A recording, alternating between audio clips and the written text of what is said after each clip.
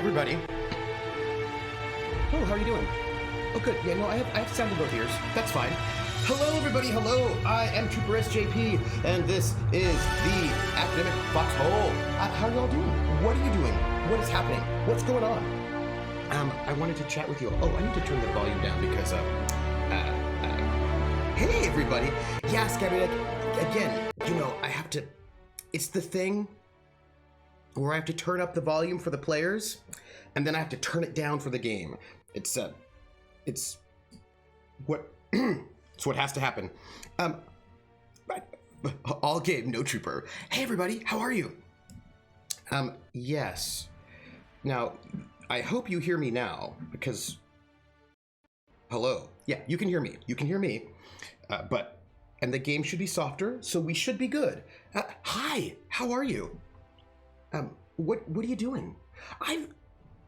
Can I tell you something? Oh, I'm Trooper SJP, and this is the Academic Foxhole. I don't know if you knew that, but it is. Hello. Today we're playing The Outer Worlds. It's you know, I was looking through stuff, and I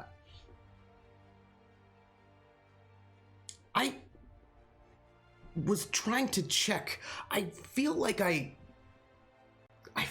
played The Outer Worlds on the 7th of November, but I actually don't know if that's true. I think it's true, but I might be wrong. You should let me know if I'm wrong on that one. I'm just gonna go look up my archive. Like I have these things written down. I also have other things. I have things I want to tell you. Let me see.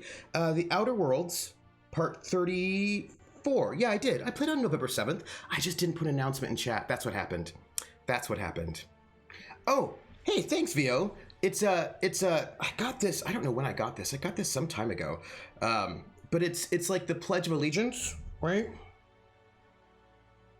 It is, but like with the little rainbow flag, right? And then at the bottom it says, "What part of all don't you understand?" Gosh, when is this from? I'm old, so this t-shirt is probably also very old. Oh gosh. Yeah, I just looked up when it's from, because there's a little copyright sign, right? You can't see it. There's a little copyright sign on it, like just right down there. I don't know. There, yeah, right there.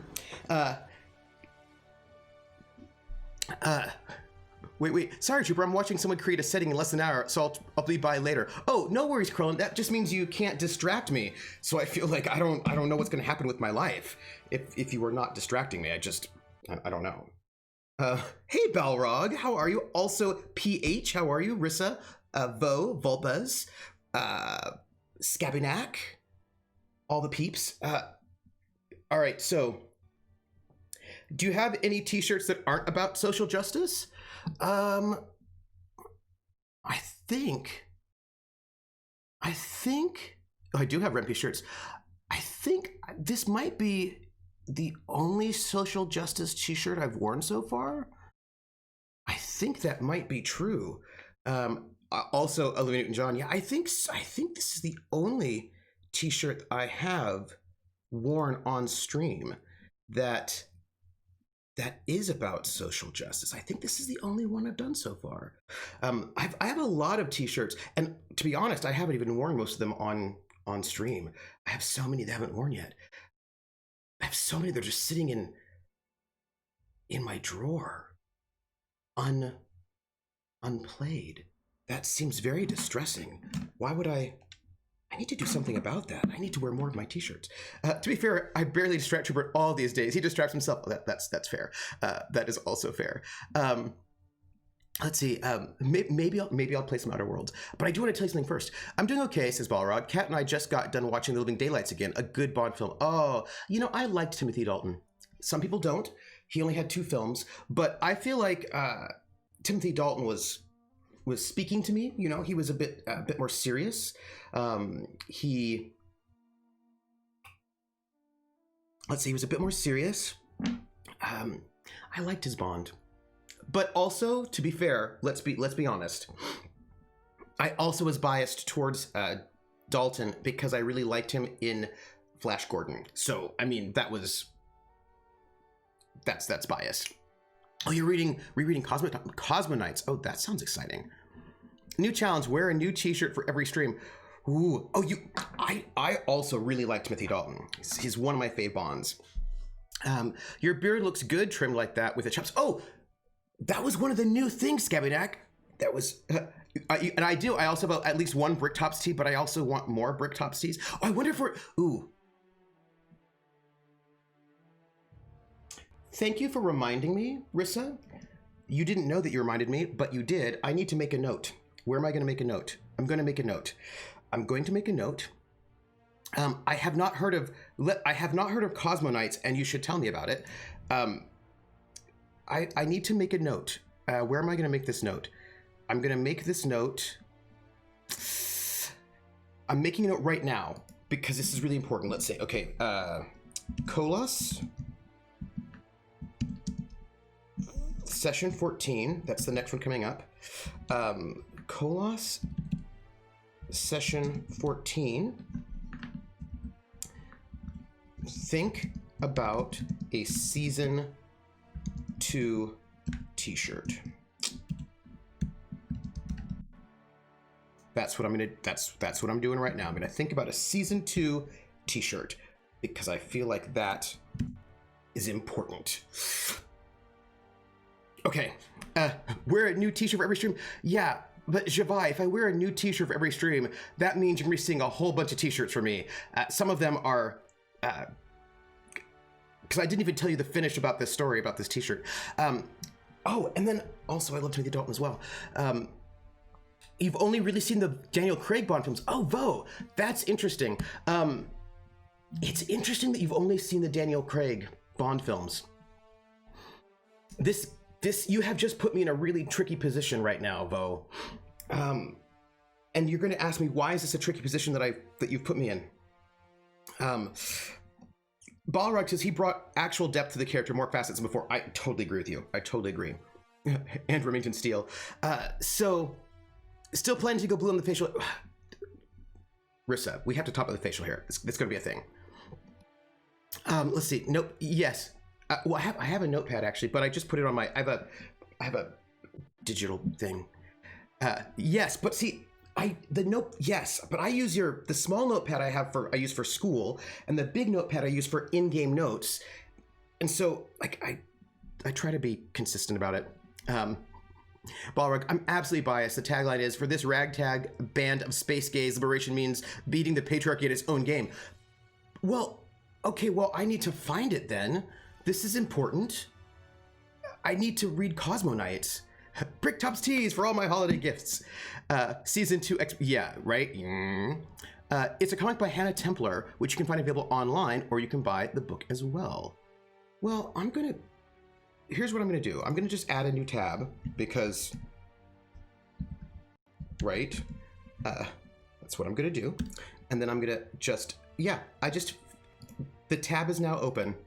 The tab is now open, which means now I will read it. Wear a different t-shirt for every stream, but all at once, efficiently. Oh, okay, that would be really good. Must watch Moonraker for the excesses of the 80s. Okay, so remember, right now I have to talk about my facial hair and also James Bond. Those are the two things I'm going to talk about once I finish scrolling up on chat, just so you know. And there's other things, but those are the two. It's deliberately left online for free because, various LGBTQ plus folks might be able to openly purchase or keep it around. This is, okay. T-shirt. Okay, so facial hair, James Bond, t-shirt. Come on in my house, come on. Come on in my house, come on. Come on in my house, I'm gonna give you candy. Come on in my house, I'm gonna give you everything. It's a raid! Kulan, you are raiding us. Well, hold on. You just need to know something. It's really important. Kulan, welcome in. However, I see that it looks like you're raiding us. That's what you want us to believe. However, I know for a fact that this is not a raid. Welcome in, raiders. Kulan, it's so good to see you. It's been ages. Welcome in. T-shirt, facial hair, James Bond. Those are the three things. Three things. And like I said, I'm totally biased because Hannah and I are, oh, you guys are friends? Oh, that's so cool. I'm going to have to check it out. I have to check it out. Did James Bond ever have facial hair? No, never did, because he's sad. He's sad. Okay, so James Bond, facial hair, t-shirt. Those are the three things that we're going to talk about before I start game. Facial hair is easiest. We'll go with facial hair first. So, I've been like in a facial hair state for some time. Hey, Origami Shuriken, welcome in. And the facial state was that I had not been trimming my beard because I wanted to dye it blue, and it's much easier to bleach your facial hair, which is on your face, if it is longer, because then, it's a little bit easier to bleach it and not burn yourself and die. But it was also getting unruly, and I wanted to go back to a Van Dyke, but I also but chat emboldened me to, keep my sideburns while also having a Van Dyke, but also having a shaved head. And I was like, can I have sideburns and a shaved head? Oh, I can't. And then chat, because you all are amazing and also enablers in the best way. You're like, do what you want. You can do what you want. You can have sideburns. If you have a shaved head, you can do that. And I was like, chat says I can do it. So then I just did it. But the problem is, now that it's all trimmed, it's not going to be easy to bleach, right? I mean, I don't think you can, because this is actually pretty tight to my face. I could theoretically, I went on a 5. I did a 5 on my clippers, and it's short. And I don't know if I should bleach my hair when it's this short. Although maybe I should. Maybe it'll just be easier to bleach it if it's this short. I mean, it's just gonna be really close to my face,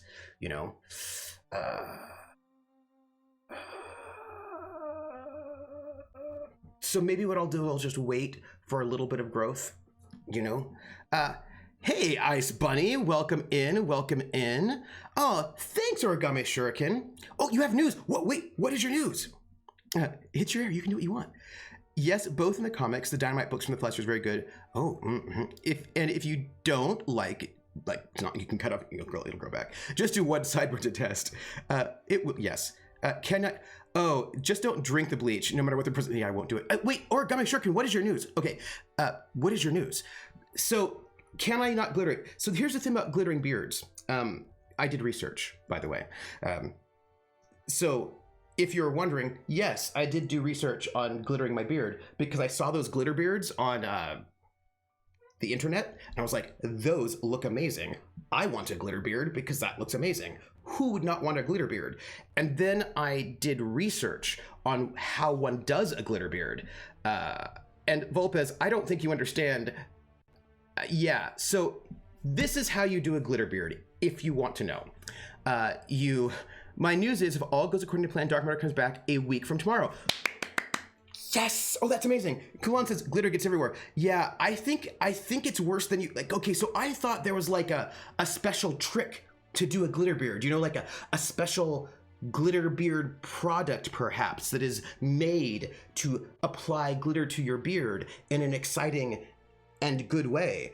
That is not what people are doing when they do a glitter beard. What they do is they get some kind of oil, maybe like a VO5 or like a baby oil, some kind of oil. They oil up their beard and then they just pour glitter on their face is what happens. It's not like there's like a glitter stick. Like I thought maybe it'd be like a glitter stick, like a glue stick, but with glitter, and then you and then it just stays there. No. You just oil up your beard so the glitter will stick, and then you just pour glitter on your face. And then you just walk around with a face full of glitter that, as Kulan notes, will probably go everywhere and get everywhere. And then it'll probably be miserable to try to get it out of your beard. I when I read that it's not, I really thought there'd be like some kind of a cool glitter stick or like a glitter pomade, that's like a nice pomade with glitter on it, and you just whoosh, and then it stays there, and it doesn't. But apparently, you just pour glitter on your face, and then you walk around shedding glitter everywhere all the time. And then I was a lot less interested in the glitter beard because I was like, oh no, this is bad. I mean, it looks great. I think I would rock a glitter beard really well. I think I'd be really good at it. I think it would look like, because I've seen some of the glitter beards, and some of the glitter beards are really, really good looking. I just think it would be a bit of a problem. Yeah. It's glitter. There's no probably. It will get everywhere. Oh no. Yeah, like a glitter pomade would be great, right? Glitter finds its way Glitter finds its way into the ocean? Ooh. By the way, what is it called? Bo! What is it? Wait, what is it made out of? Yeah, it's mostly for pictures only. Although I imagine some people, there's a drag queen, a bearded drag queen named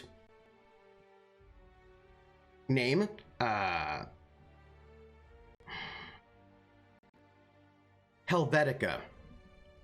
That's her name. Her name is Helvetica.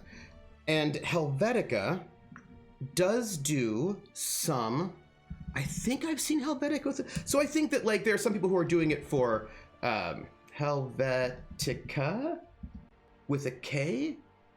Maybe that's not how you spell it. Glitter is a cancer of craft supplies, and I had a spastic kid sneeze in an open container. Ooh, oops. And then you can judge how good you are at social distancing based on how many people complain about excess glitter. Oh, that's true. So maybe during the time of COVID, it's the perfect time to have a glitter beard. Maybe. Vulpus says, I used to sell costumes to exotic dancers. Glitter is evil and gets everywhere. You can find glitter hairspray sometimes, but that was kind of an early 2000s trend. Oh. Huh.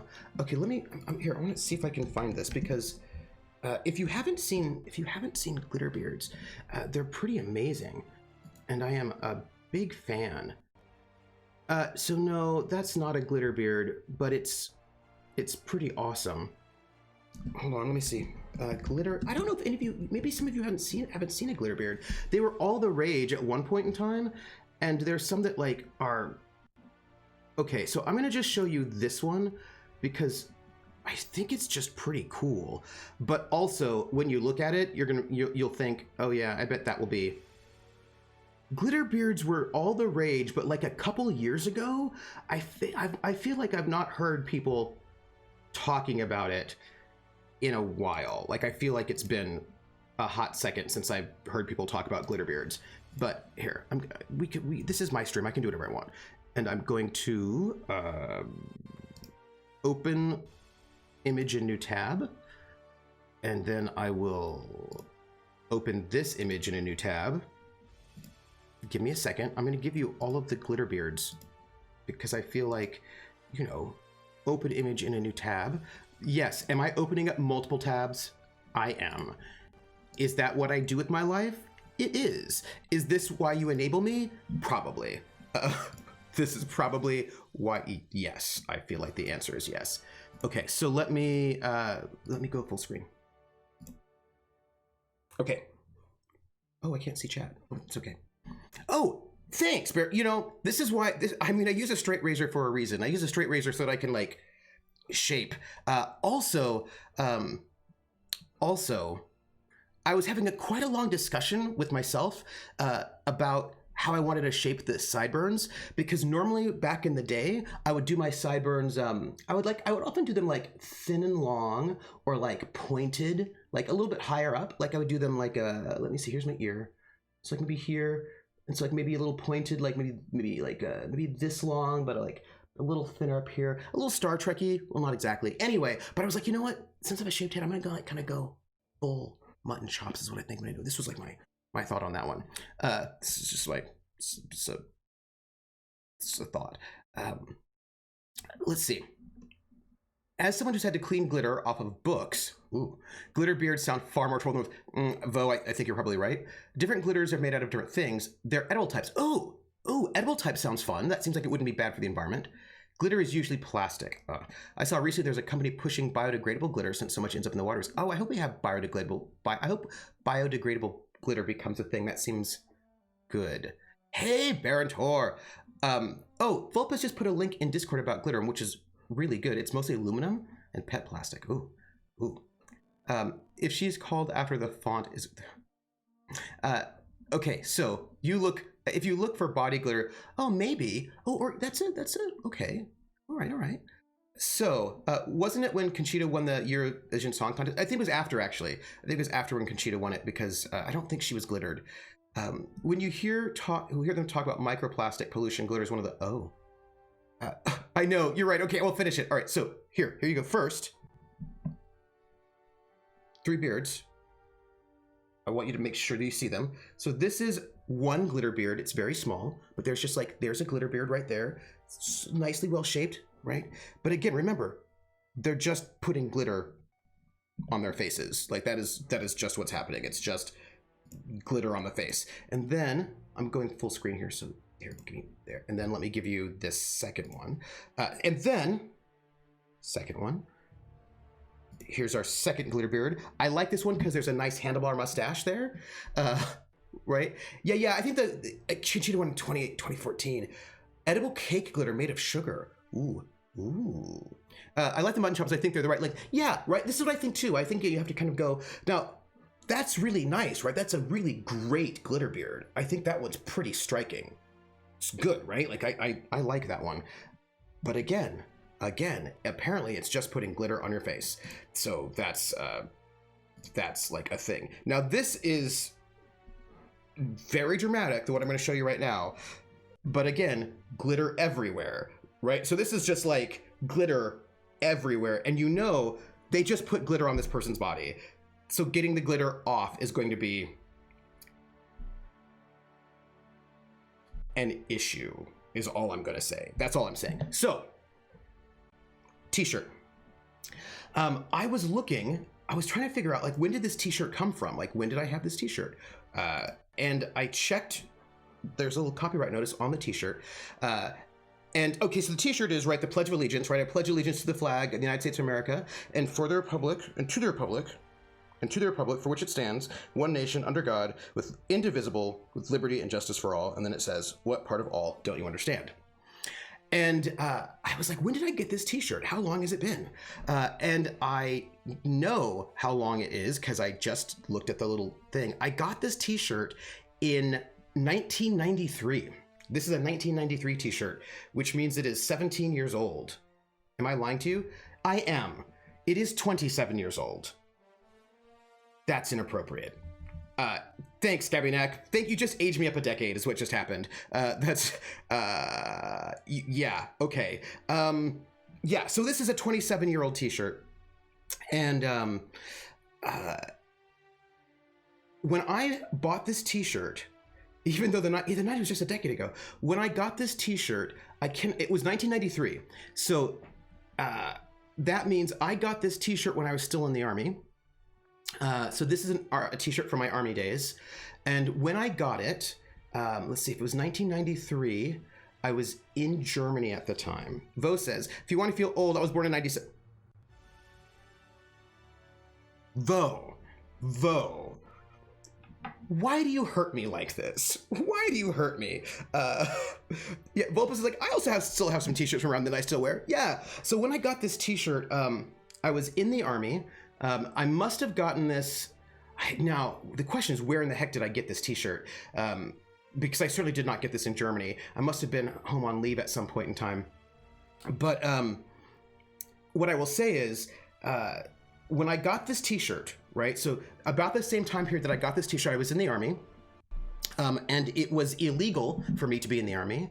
I had undercover military police trying to find out who I was so they could put me in prison. I had friends put in prison for being queer. I could certainly not wear this t-shirt, right? Like I had the t-shirt, but I couldn't wear it because if I wore it, then they might put me in prison. Well, with just the t-shirt, they might not put me in prison. They might just kick me out of the Army and give me a dishonorable discharge. Yeah, the dishonorable discharge they'd probably do. They might not put me in prison. Prison is only if they could prove things. If they couldn't prove it, if they only had rumor, then they would just kick you out and give you a dishonorable discharge. But if they actually had proof, then they would put you in prison. And so when I got this t-shirt, I couldn't wear it. I could only wear it I hid it. I remember I had this T-shirt and I would hide it so that no one could see it. Like I had a couple spaces where I would hide things because I lived in the barracks, and of course we had inspections. So I could only, I think with this T-shirt, actually I think I kept it off. I think I kept it off base. I think I had it. I had a girlfriend at the time, and I think I kept this T-shirt at her apartment. She was German. She lived on the economy. So I think I kept this T-shirt and a couple other things that they couldn't see me with. I think I kept them at her place because if they found them, they would put me in jail. So like this T-shirt I had at her apartment, along with like a couple of magazines or newspapers, a couple of things a couple of books I had.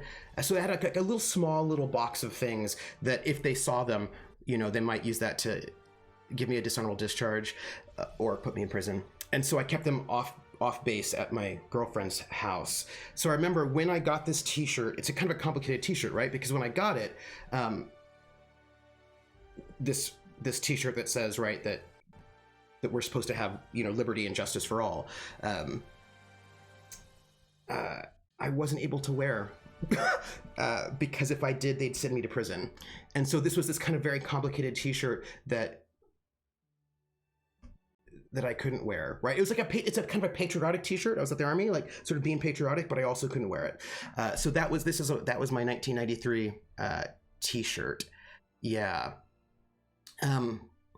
Trooper, the only proper answer to for that is brat. Slightly off topic, but can I ask where in Germany? Oh, of course you can, Balrog. Of course you could. Now I can wear it all the time, although I haven't worn it like in ages. I was just going through my T-shirts like, oh, I'm gonna wear this one. Girlfriend, you mean gal pal? That's right, gal pal. Yeah. Hey, Schmelzer, how are you? And then I'll answer also your question about what are the grounds for putting you in jail. That's a great question. So the first question I will answer is, where was I stationed? I was stationed in good old my favorite and yours. Maybe I don't know if it's your favorite because I don't know if you've ever been to Germany. I don't know you. Augsburg. Augsburg is my second home. I was stationed in. By the way, I'm gonna just start playing Outer Wilds because I feel like we have some walking around that we can probably do. So Augsburg, Germany is a town. It's in Bavaria. It's outside of Munich. It's south and I can't remember if it's southeast. I think it might be anyway, south of Munich.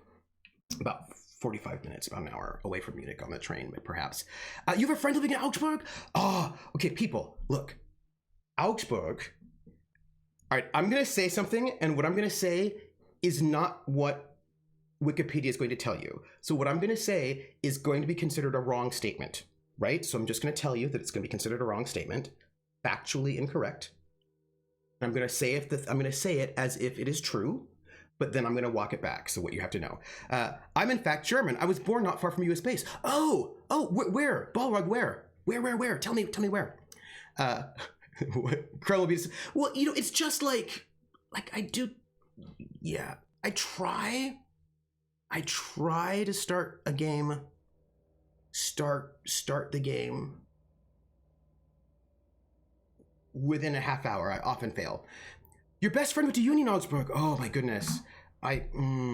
So I have to tell you that I love Augsburg. I'm also contractually obligated to shit talk Augsburg because it's souther than I am. Balrog. This scene is using your other camera. It's true. Oh my trooper. Then you had never a chance to experience the truth. Okay, first off, all you people talking about northern Germany. Come on now. The south of Germany is the best part. All the best food and the mountains and amazing desserts. And when you get a beverage, they give it to you in like a full glass, not these like little tiny glasses. I can go and get like a full giant glass of Spätzle. Okay. Go play D&D, have a good time, go fight, win, kill all the monsters, take their stuff, level up, have a good time at the D&D, and we will talk about it. And I will tell you about what could get you put in prison. You say that I was up in Hamburg for a long weekend, but you were born in Wiesbaden. Oh, nice. So here's what it is. I'm gonna say a thing. Look, I'm gonna say a thing, and the thing I'm gonna say is going to be provocative, right? And please know that I say this with love, and I'm only joking, right? This is what my friends would say. They would say,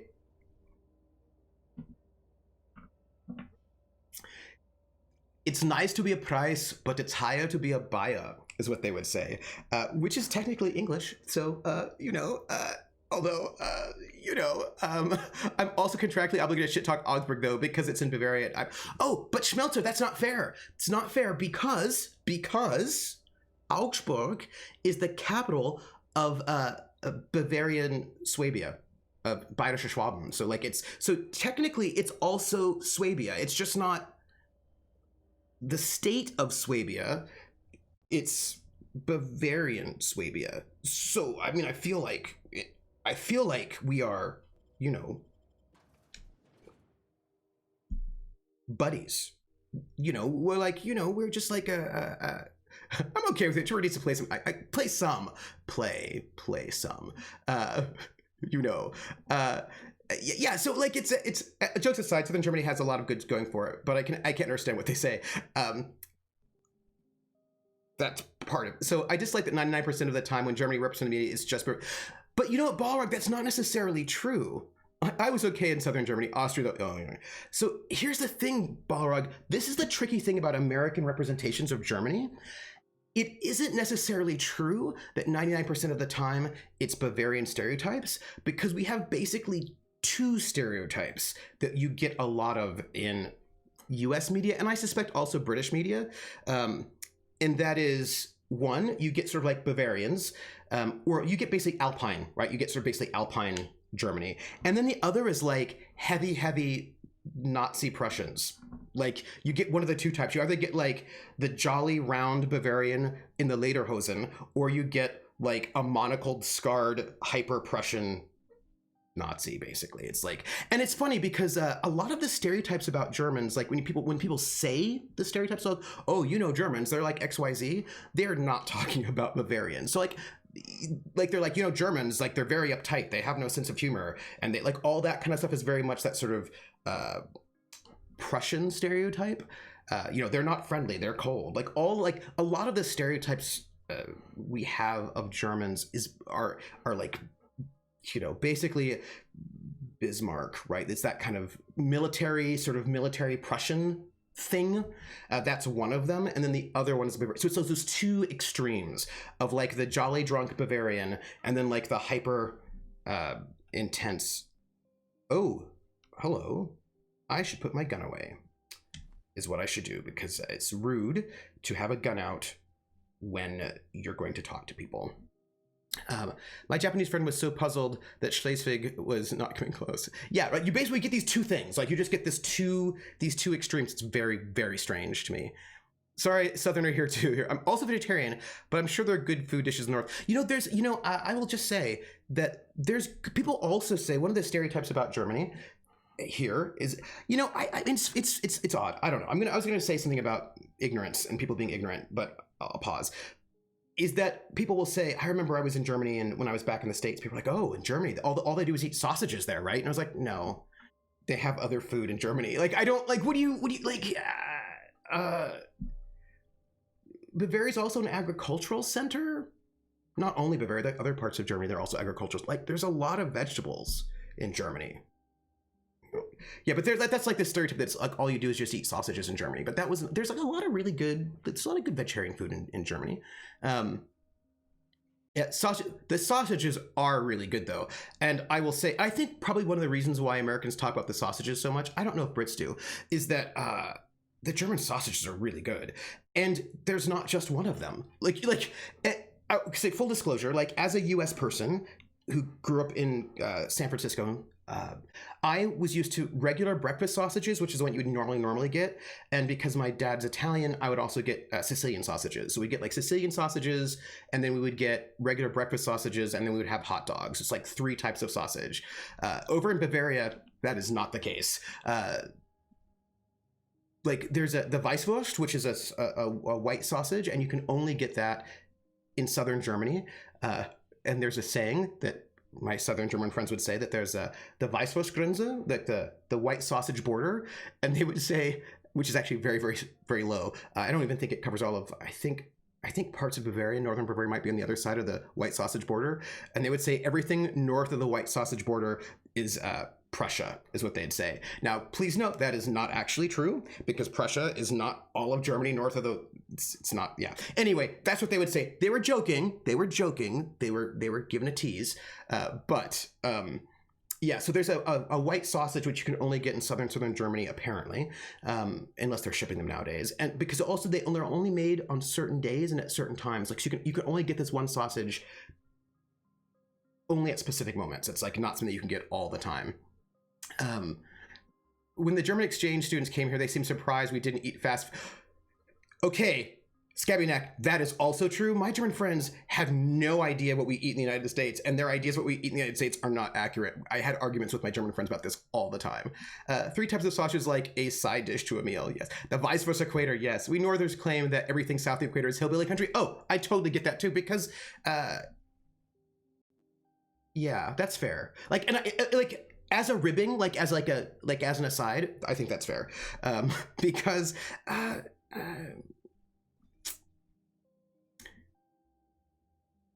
for example, hello, hermit. I thought the person that we were supposed to talk to was a hermit dude. No? All right, so I'm gonna say something in German, and then I'm gonna say something else in German. I'm gonna say the same thing twice in German. That's what I'm gonna do. So if you are speaking High German, which is basically Prussians, the way that Prussians speak, because they invaded the rest of Germany and forced everyone to speak their language. That's my non-Prussian coming out. You would say something like, let me think. Ich weiß es nicht, was du machst. So I don't know what you're doing. Ja, ich weiß es nicht, was du machst.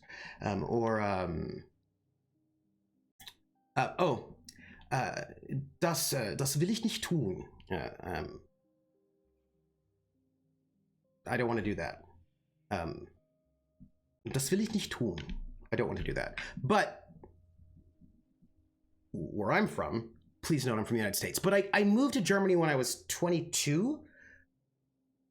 That's a lie. I moved to Germany when I was 20, and I stayed in Germany from between when I was 20. I moved to Germany when I was 20, and I didn't leave until I was 25. So like basically, like the real core of my 20s was spent in Germany. So it feels like a second home to me.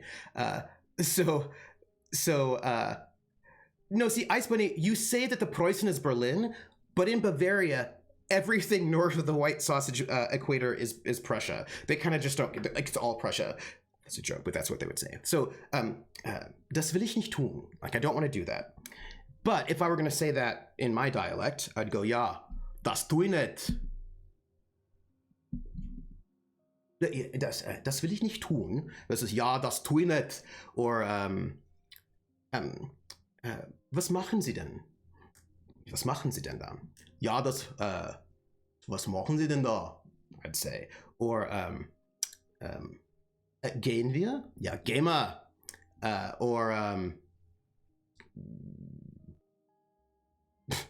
What I'm trying to say is Bavarians have what many people, also Swabians, like Southern Germans, have what many people outside of Southern Germany would think of as a really thick sort of hillbilly accent. Is what it's like really I would say that Bavaria is the equivalent of Texas, right? So like Bavaria is like Texas.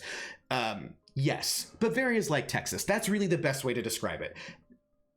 Bavaria is Texas. And of course Berlin does have its own weird dialect. It is true.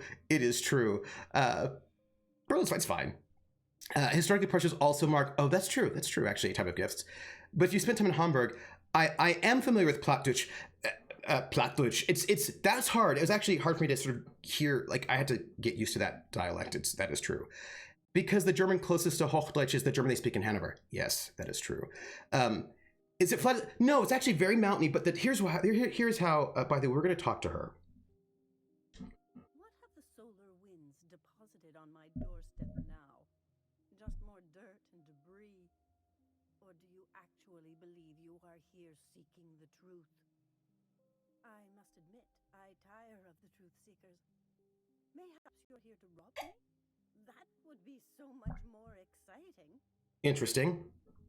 Oh yeah, volume up. Thank you, Rissa. So here's how Texas and Bavaria are very similar. So Bavaria, what we now think of as Germany, right? Germany was not a country until like 1871 or 72. There was no such thing as Germany before then. What you had are what we would call the German states, and there are a bunch of different countries before 1872. And they were all different.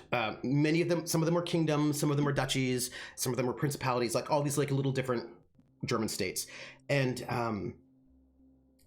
we could say they all speak German, although there's some debate about that because some of the dialects are so different and not intelligible to each other that there's a difference about whether or not they're dialects or whether or not they're different languages.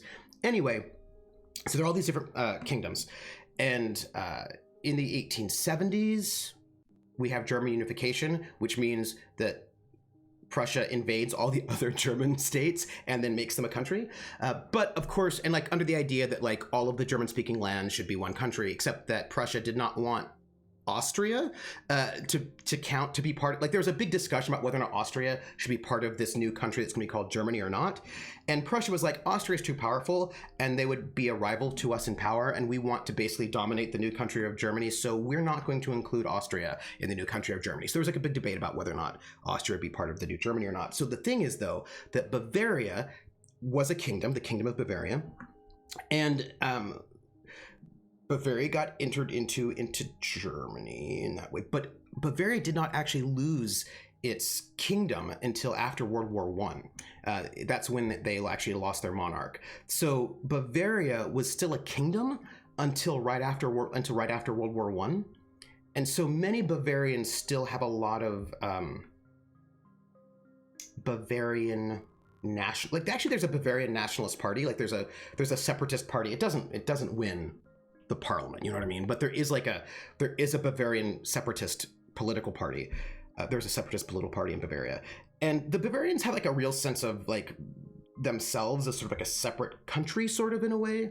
I mean, they're part of Germany, it's fine, but like there's a feeling because they had their own kingdom for quite some time, and like Texas reminds you that they were their own country for a while, and Bavaria is the same, is what I would say.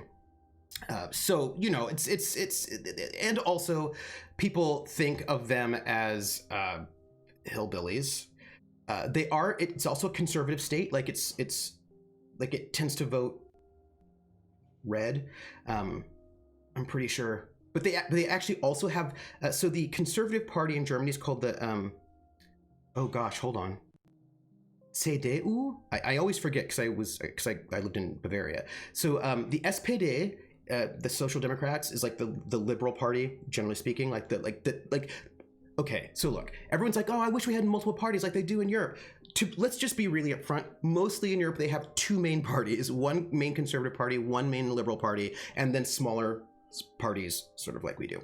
And so, like the main liberal party is the SPD, the Social Democrats, and then the main conservative party it's either the CDU or the CSU, which is like the Christian Democrats Union or the Christian S Union. Anyway, the rest of Germany has one of them, and Bavaria has the other one. So like Bavaria doesn't have the same conservative party as the rest of Germany does. They have a different name. They all hang out together. But you see what I'm saying? I clearly put my chat in the wrong spot, and that's not going to do. I need to. Give me one moment. I need to put chat where I can see it better, because I like to have two different chats up at the same time so that I can read chat in real time and also catching up. I know what I'm talking about. So there's because I've got now two going on right now. So plot is your family history. You're from far. Oh, really? Oh, that's interesting. I was only half exaggerating with not understanding the South. Having grown up and spent almost my whole life overseas, I never had contact with those dialects, so they're really hard for me. Oh, Balrog, I saw this. Scabinak, you said like part Scabinak, you have no idea. You have no. It's actually, I think it's actually quite different, and I will tell you in a second. The Danish kind was the Duke of Schleswig-Holstein, all the way to Altona was the Danish, and until the Holsteiner wanted to be part of Germany. The king. I know they're speaking English, but it takes a lot of focus to follow. Scabinak, I've got to tell you, yeah, it's that CSU, CDU, but the question is which one is the one that's in Bavaria? Is it that CSU or that CDU? Is the question. Schmelzer says, what is super interesting is how much stronger the dialects were in the past. Yes. This is, Schmelzer, this is where I was going. They wanted to tell Scabinak about this. I can understand most other dialects generally nowadays, but the Nazis did a research project sending people around Germany and just record people speaking dialect. And I can't understand a single word of those except for one from where I'm from. Yes. Yes. This is the thing I want to tell you. Wait. So I've got that CDU and that CSU, but which one is the one in Bavaria? Is it that CDU or that CSU? Which one is the Bavarian one is my question. They all hang out together. Board games, you know, CSU, thank you. So CSU is the Bavarian one, and the CDU is the one for the, so like the Bavaria has its own version. Like it would be like if all the states had the Republicans, but then Texas had like the Republic fans, and like they would caucus with the Republicans, but it's like it's technically it's a separate party because they're different. In Sweden, at least there are a lot of parties, sure, but it still ends up being exactly two fairly set blocks that usually work, which is basically what it is in the United States. We don't perceive it that way, but it is, and the blocks can be fairly consistent between. Yeah, right. So basically, it's basically.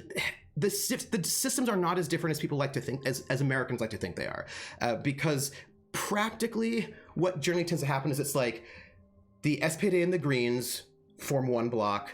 The CDU and CSU usually forms a block. Well, nowadays, post Fall of the Wall, it's with Bundes 90, I think they hang out with them, which was like the East German Green Party, sort of. So like basically, they're usually like two big set blocks is what you end up getting for the most part. Christian Social Union, thank you, is an internal alliance with the CDU, and they share their vote. Yes, right. Strider considered the dialects as the first language that kids have in CSU. Yeah. Germany had effectively three parties until the 80s. That's right. Of course, Helmut Kohl dominated the 80s. So I was going to tell you, this is like a dialect. Yes. So here's the thing. So interesting. And Scabinak, I have to tell you this because I feel like if you've not been to Europe, then it's hard for you to understand this unless you've been there. For the CDU, CSU as conservatives, SPD was a sort of liberal worker party. Oh, and the FDP was as the upper class liberal and later libertarianish party. Yeah. Well, when I lived in Germany, Bundes 90 were voting with the CDU, CSU.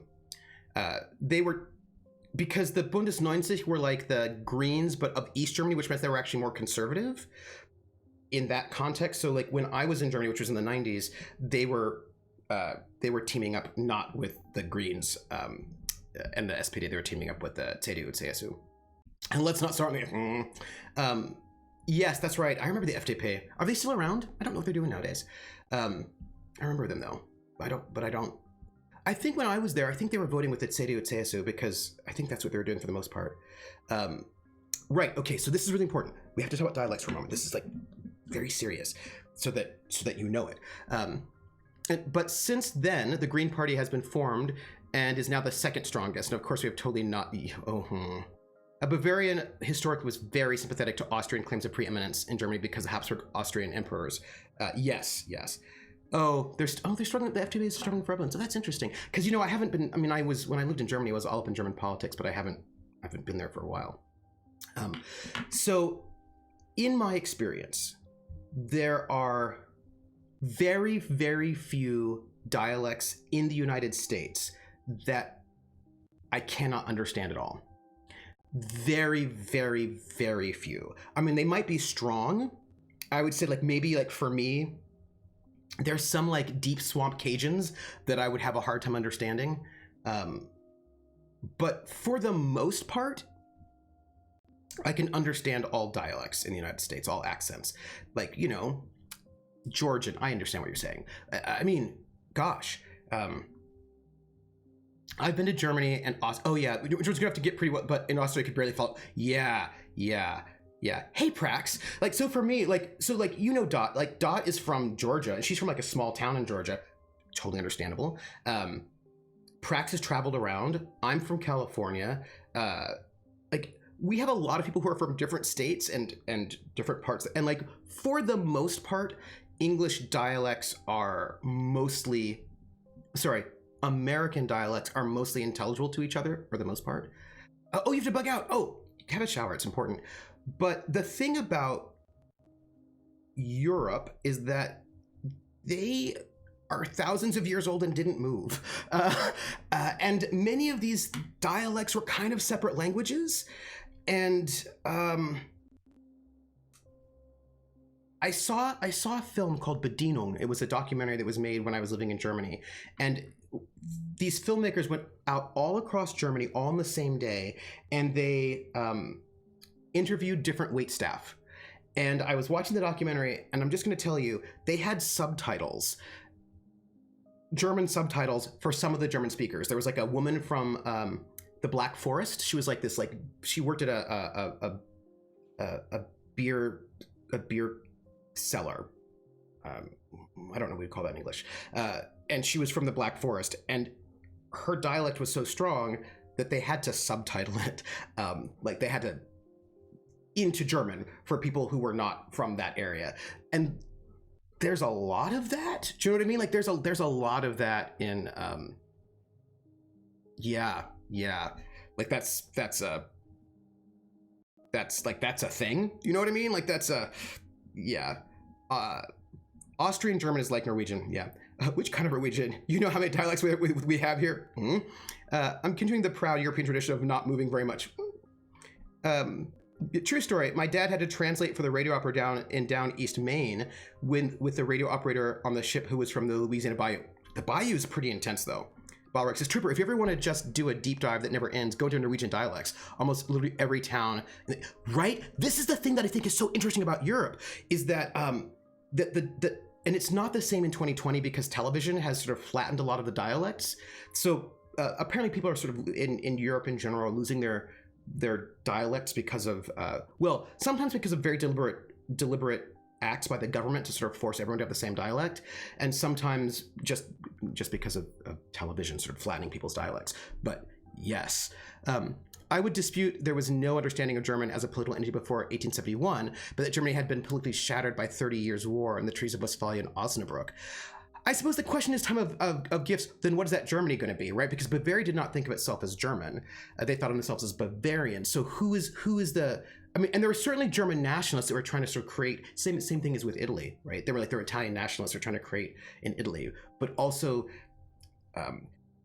let's put it this way. When you look at unified Italy and you look at unified Germany, both of which unified in the 1870s, there's a sense of a unified Germany, a unified Italy, but there are parts of Italy and Germany that do not feel that way. Southern Italy often does not feel so unified with Northern Italy, and Bavaria often does not feel so unified. I mean, like it's 2020, so it's a little bit better now.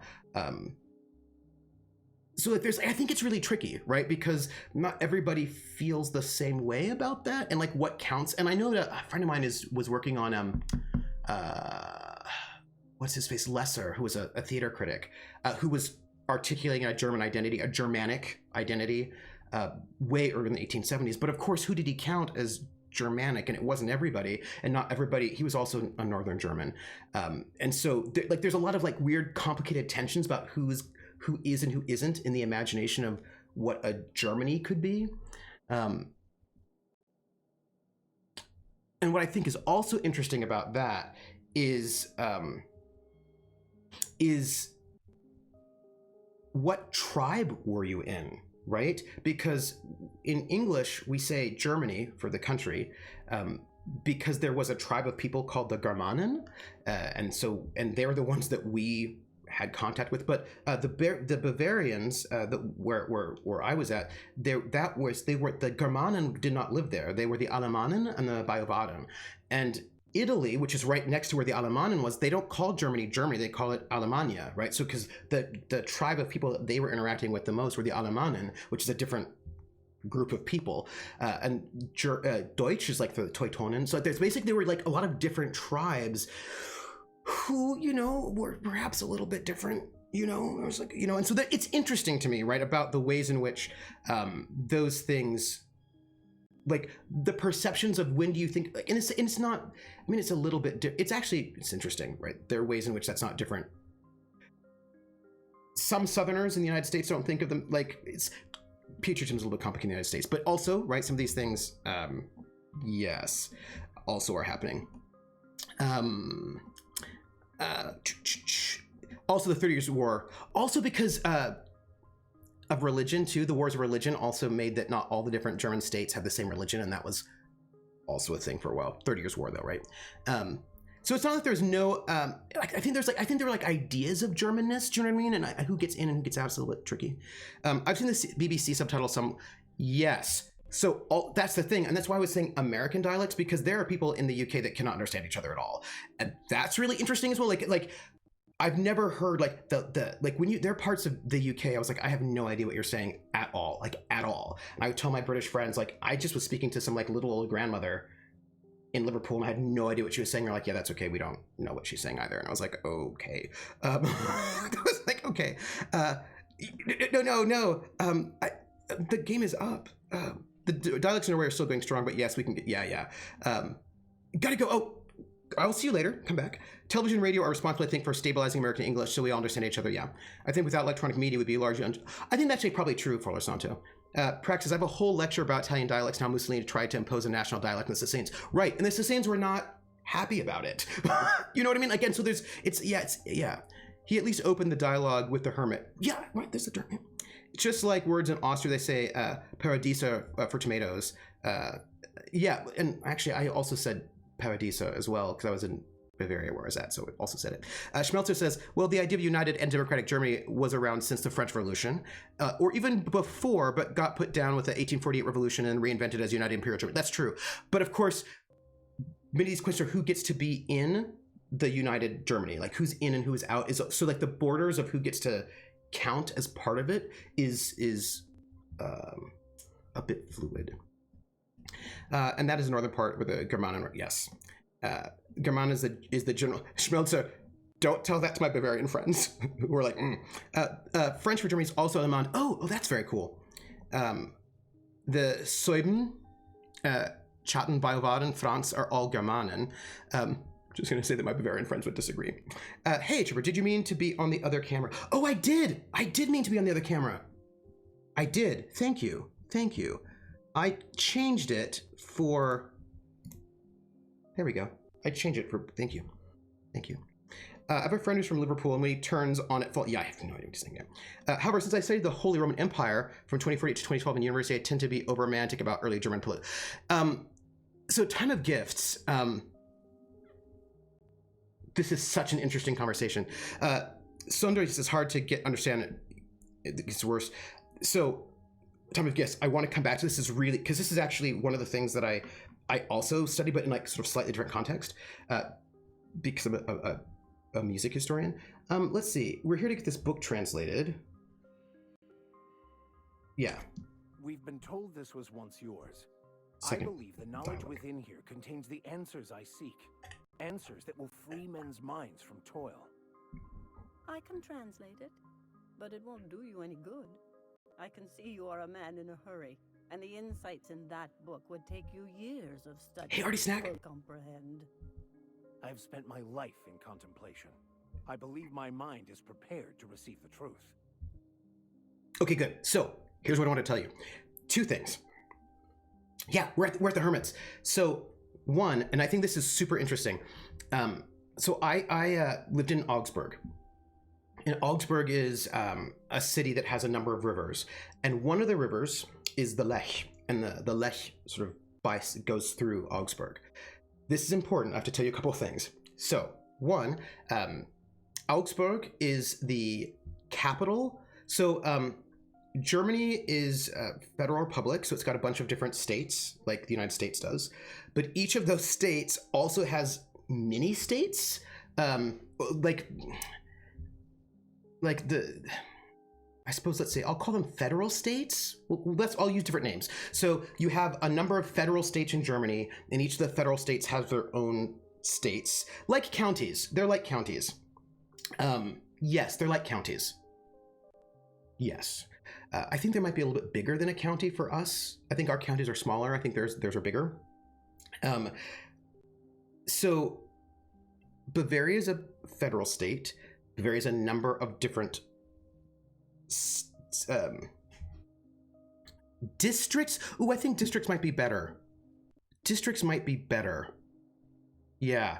So they have a number of districts, right, inside their state. In Bavaria, one of the districts they have is Swabia. There's also a federal state called Swabia, which is different, right? So the federal states have a capital, except you have your state capital. For Bavaria, that's Munich. We'll call it a district. In the district of Swabia in Bavaria, Augsburg is the capital of that district. So Augsburg is the capital of Swabia inside Bavaria. And this is important to note. So Bavaria, they speak the Bavarian dialect. But in Swabia in Bavaria, they speak the Swabian dialect, which is similar to the dialect that's spoken in the federal state of Swabia. Augsburg itself has the river, the Lech, that runs through it, and the Lech was a language border. So if back in the day, and it's 2020, in 1990, you could still find super, super, super old people who adhered to this, but I imagine that's probably not the case anymore. But the people on one side of the river would speak Bavarian, and the people on the other side of the river would speak Bavarian Swabian. So you could tell what side of the river in the city of Augsburg somebody was from by their dialect. So it wasn't just that you could tell what state somebody was from, or even what city they were from, but what part of what city they were from. And so if you are German and you hear me speak, you probably know that I learned my German from Bavaria. If you are Bavarian and you hear me speak, you probably will know that I learned my German in Augsburg.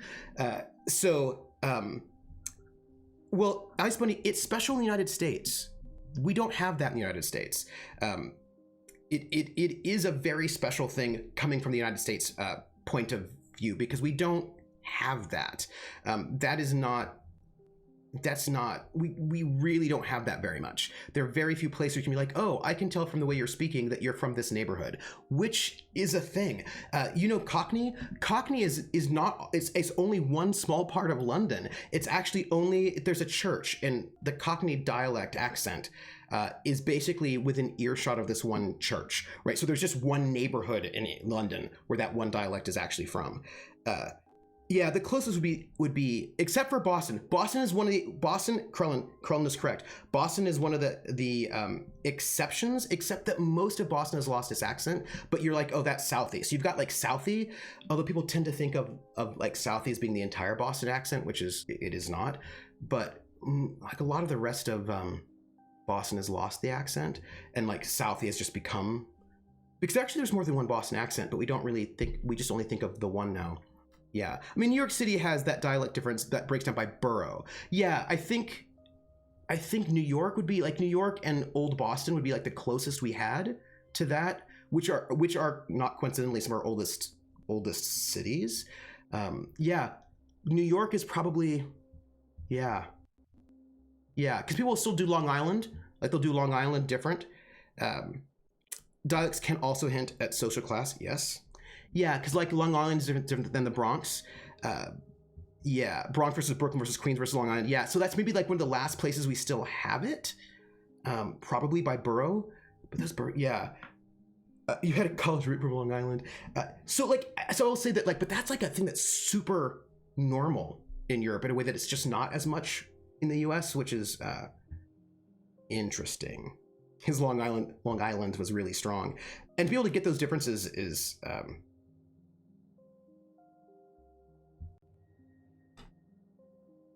I was watching a video of these Brits listening to American accents and trying to figure them out, and they were like, they thought that Boston and New York were the same accent. they're like, oh, they're the same, right? And they're not. Boston and New York are not the same accent, but they had a hard time hearing the difference. But my point being is that because Europe is so old, because people didn't move, and because many of those places were different kingdoms, countries, duchies, were not unified, they really spoke very differently for a very long time. And you can still hear it in ways that it's not really comparable to the United States. I mean, we just don't get as extreme. Like, I mean, I can still understand people from the Bronx. You know what I mean? My great-grandparents made sure I don't speak Plattdeutsch, but I can understand it. Well, it takes hundreds of years of history to create those differences in the U.S. Yeah, that's that, and Krellin, yeah, exactly. Past the duchy, and not only do we not have that long history, we also are a settler colonialist nation. So we all basically sort of, like, we all, not everybody, some people were already here. Here we go. There is one way that can speed up the process. It involves a combination of several ingredients, some of which can be fatal. It is not for the faint of heart or the unprepared. Oh my goodness. And a significant chunk of our radio history has had radio and TV audio. Me, I'm the settler. You can blame her. I'm not going to blame everything on you, Krellin. That's a whole lot for you to just take all by yourself. Yeah, so I just think and like personally, I just think it's really interesting that level of linguistic history that you get in, you know, a lot of the European countries. And of course, it gets even more so, right? I mean, like, Germany and Italy were unified through conquer, basically, and they were both had attempts to standardize the language by having the conquerors impose their language on all the rest of the different states, like Mussolini imposing his dialect on Sicily.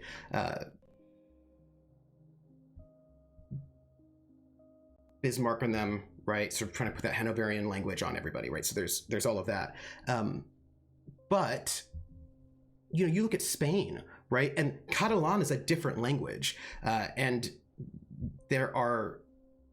it's a different language. In the UK, like, there's still Scottish Gaelic, Irish Gaelic, Welsh. They have their own language. They have a different language, and all those are like. And Scottish Gaelic is dying out. It's in the Highlands still. But like, I mean, the point is that like they just actually have different languages, like, because their countries are complicated in ways that the United States is complicated, but in a different way. That's all I'm trying to say.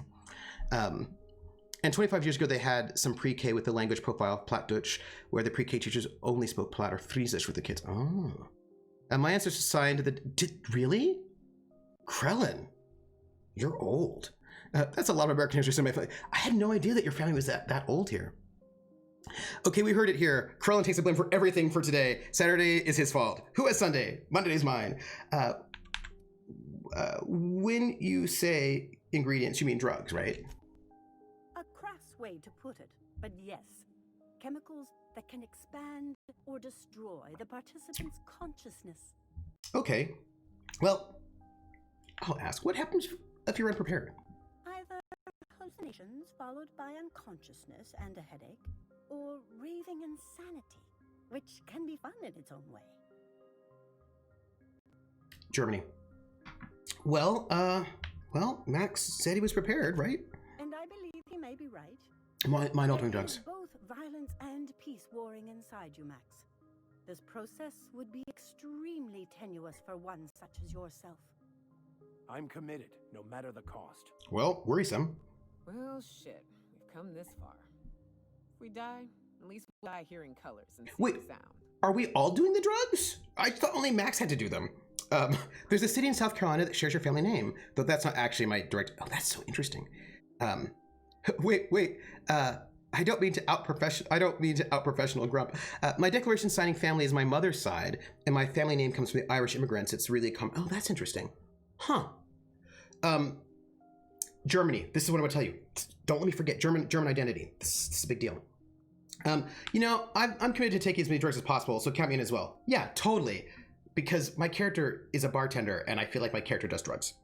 All right. Head on into the meditation room and Gaffney. think of the sacramental incense. Oh. It's waiting on the table when you're ready to begin. Cool. Thanks.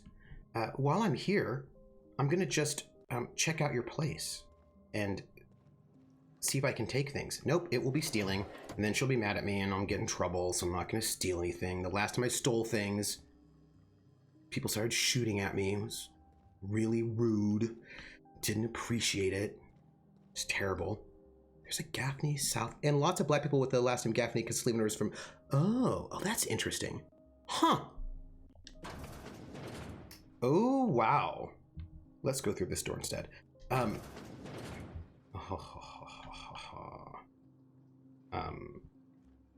This is a bathroom with stuff in it. I'm gonna steal the model spaceship, everybody. But I'm gonna close the door first so that nobody sees me. And while I'm stealing things and the door's closed, I'm gonna just steal all of the things because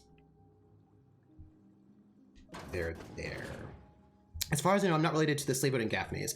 The slave-owning Carols, on the other hand, ooh, Time of Gift says, to throw another cat among these pigeons, yes. France has one.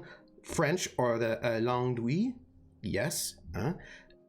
Languedoc, Oc is yes. Breton, Basque, Roussillon, and probably, oh yeah, totally. And Alsace is being, right, like, because it's, basically, here's the thing, right? Here's the thing.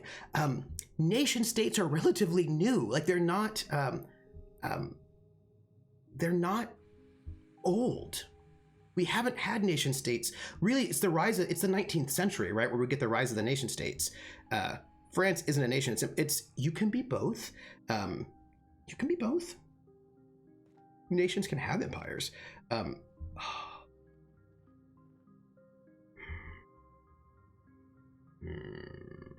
Well, yeah. So like we didn't really have modern nation states in that way, right? Before the 19th century.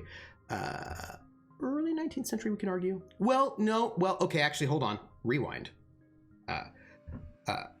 Oh, look. Of course, I taught in the rise of. And actually, I'm gonna have to. I have to actually rewind.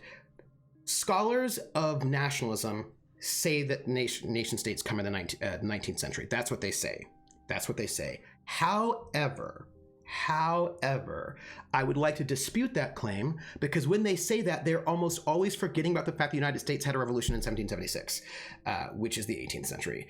And the US Revolution being like basically Greece and the US had these very, very early national revolutions. So I mean, people say the 19th century because they're really only thinking about Europe, and they somehow want to forget about the American Revolution, which is beyond me. But I would say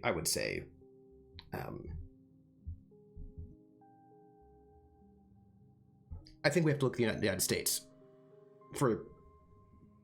as a really important moment for the birth of the nation state. An empire can have a dominant culture, but that doesn't make the culture the nation of the empire. That is true, but whether or not your nation state has one culture is a different question, right? The US wasn't really a national revolution, though. The founders still thought of themselves as British, except for mine, since he was Irish. But part of the transition to the nation state has to do with leaving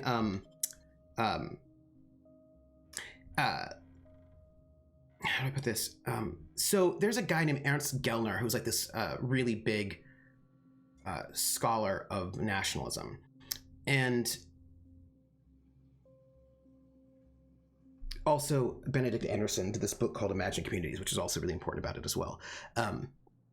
So Prax says, nationalism is tied to the revolutionary period after the Enlightenment. The American Revolution is not really the same as the revolutionary period in the rise of their nation. It's not the same, but I feel like it's related in a way that people tend to forget. Do you know what I mean? Like, I think it's related though, but people tend to ignore it.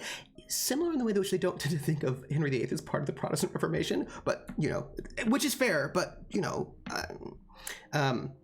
Ice Bunny says, well, for someone who spent too much time in German school and who was salty about it, I had a not trained history teacher who skipped the interwar years in 9th grade to make it to 1933 so he could say to us, that is why we are ashamed to be German. This dude was the PE teacher, and that he was trained in being a perfect bully.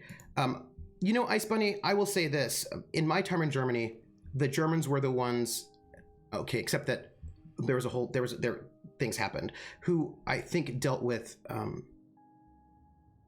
fascism in some of the best ways. When I was living in Germany, Mussolini's granddaughter was in parliament. There was just a lot of neo-Nazism happening across Germany, across Europe, and Europeans pretended like it was only in Germany, so it was kind of a complicated situation. But and where does India and Southeast Asia fall into the nation-state question? Asian history is full of empires. China was also an empire, yeah. I am doing the Vicar's Quest. Yes, and because the thing is, you can have an empire before the concept of a nation-state. You could also have it after the concept of the nation-state. And I think they're different, right? Because the whether or not those other people get to count becomes a bit of a question. American War for Independence was tied to a rise of nationalism, yes, but it is more about separating from distant. Yes.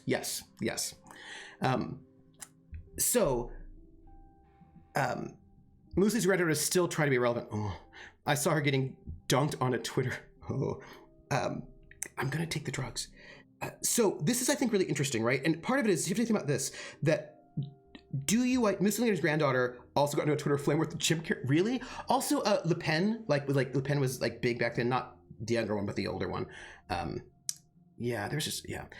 So part of it has to do with how the people are identifying themselves.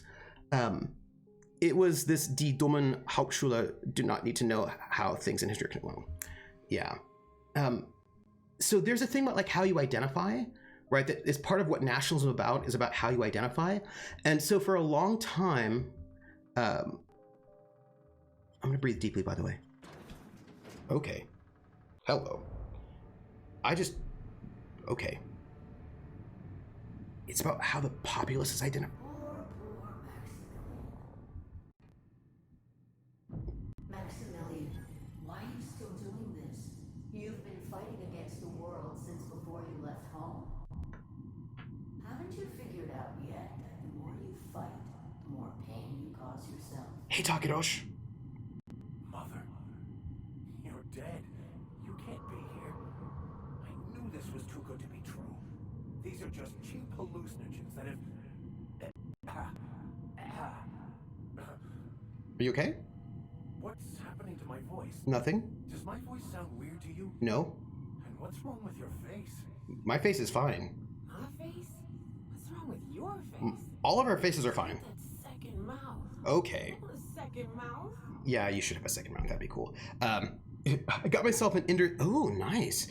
So for a long time, the populace, according to Anderson and Gellner, etc., did not think of themselves as German or French, right? Because those things, they thought of themselves as connected to their liege lord, right? So their identity was not as this sort of imagined concept, right?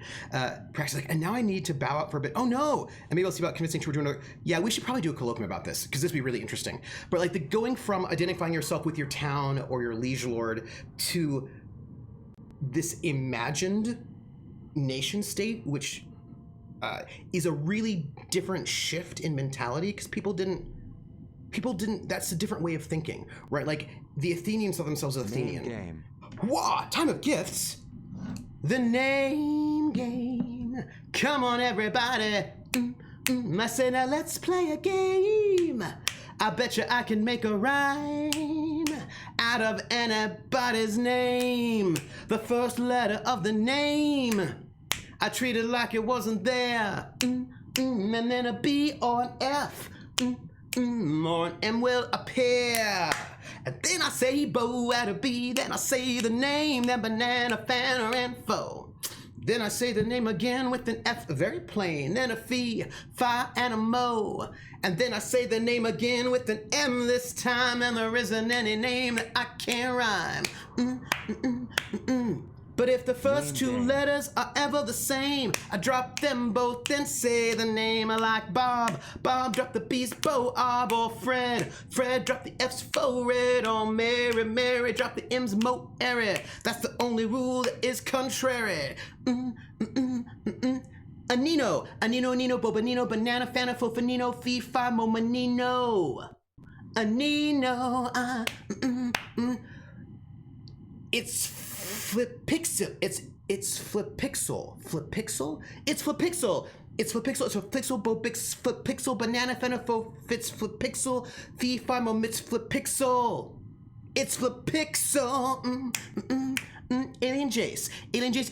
Bobalian Jace. Banana fenifo. Alien Jace. Fee fi mo Malian Jace. Alien Jace. Khalilstrom. Khalilstrom. Balilstrom. Banana fenifo. Khalilstrom. Fee fi mo Malilstrom. Khalilstrom. Five McDuff, Bo Bike McDuck, Banana Fanafo, Ife McDuck, Fee Fi Mo Mike McDuck. Five McDuck.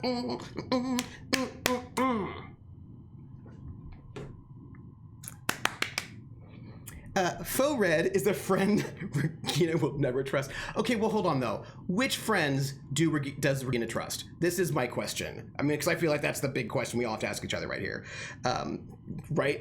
I think this is really. First off, time of gifts. Oh, Rapid Ray, come on in my house, come on.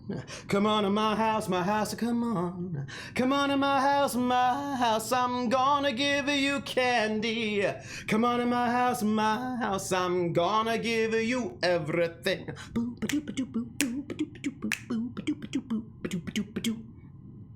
Thank you for that host, Rapid Ray. Also, hello, welcome in. I have not seen you in a while. Hello. Flip is good, people. Yay! It's Flip Pixel. Flip Ixel? What is the rhythm of that name? Is it Flip Ixel or Flip Pixel? Do you see what I'm saying? Because PH, you just called this person Flip. And now I don't know if it's Flip Ixel or Flip Pixel, right? This is a good question. Yes, the Spartans, the Athenians were only Greeks when there were Persians around to be not Greek. Yeah. Faux Red, technically I missed out on my name game. Rissa, Bobissa, Banana, Fana, Fofissa, Fifa, Momissa. Rissa. They look way less drugged out right now. I feel like everybody's fine. Oh yeah, Rapid Ray. Here, you can have a jelly bean. There. Here, I'll eat it for you. Hannah and Sylvie. Lungs of Steel. I forgot to tell you that I started with curl case and my hair was never this wavy. Flip picked his name just to mess with me. Maybe. Because, so here's the thing. Crit Twitch technically has a pause between the crit and the twitch, if you want to say it right. It's not Crit Twitch, it's Crit Twitch. So if you want to do the name game for Crit Twitch correctly, you have to hit the T's twice if you want to do it right. So I want to know if it's Flip Ixel or if it's Flip Pixel, because it would change the name game a little bit, the rhythm of the name game. It's the rhythm of the night, oh yeah. Care even disloves hates me. Oh, I'm so sorry. Us mispronouncing Critter's name is on us. Flips on him. Sorry. I say Crit Twitch is a critter witch. Oh, not a critter on Twitch. Oh, a critter witch? Okay, so that's kind of exciting. I do like that. Anyway, right, so so Benedict Anderson's, Prax and I've got to do a colloquium. This will be so interesting. I want to have this whole conversation about it. It's so good. So Benedict Anderson talks about nationalism as a form of, also so does Gellner, right? That it's a form of forgetting and sort of creating new fictions. And one of the fictions about the modern nation state is that we are, okay, so here's the thing. One of the fictions, right, of the nation state is that we have this shared identity, that we're all, there are a couple of things that actually sort of work on this one. When does your semester end? Ooh, soon. Too soon. Not soon enough. Too soon, but not soon enough. It should end. Prax, I really need to know the answer to that question because it is something that I desperately want to know because my life will be so much better once I find that out. Hold on. I feel like I have only three more weeks and then finals. Is that true? I can tell you. I just should pull up my syllabus. And this will be the fastest way to pull it up, and then I can tell you. So, I am putting in my password, which is, I'm not going to tell you, because that would be there's my class. Where's my syllabus? Syllabus is right here. Okay, so December 19th is when the final paper is due. So my semester is done on December 19th.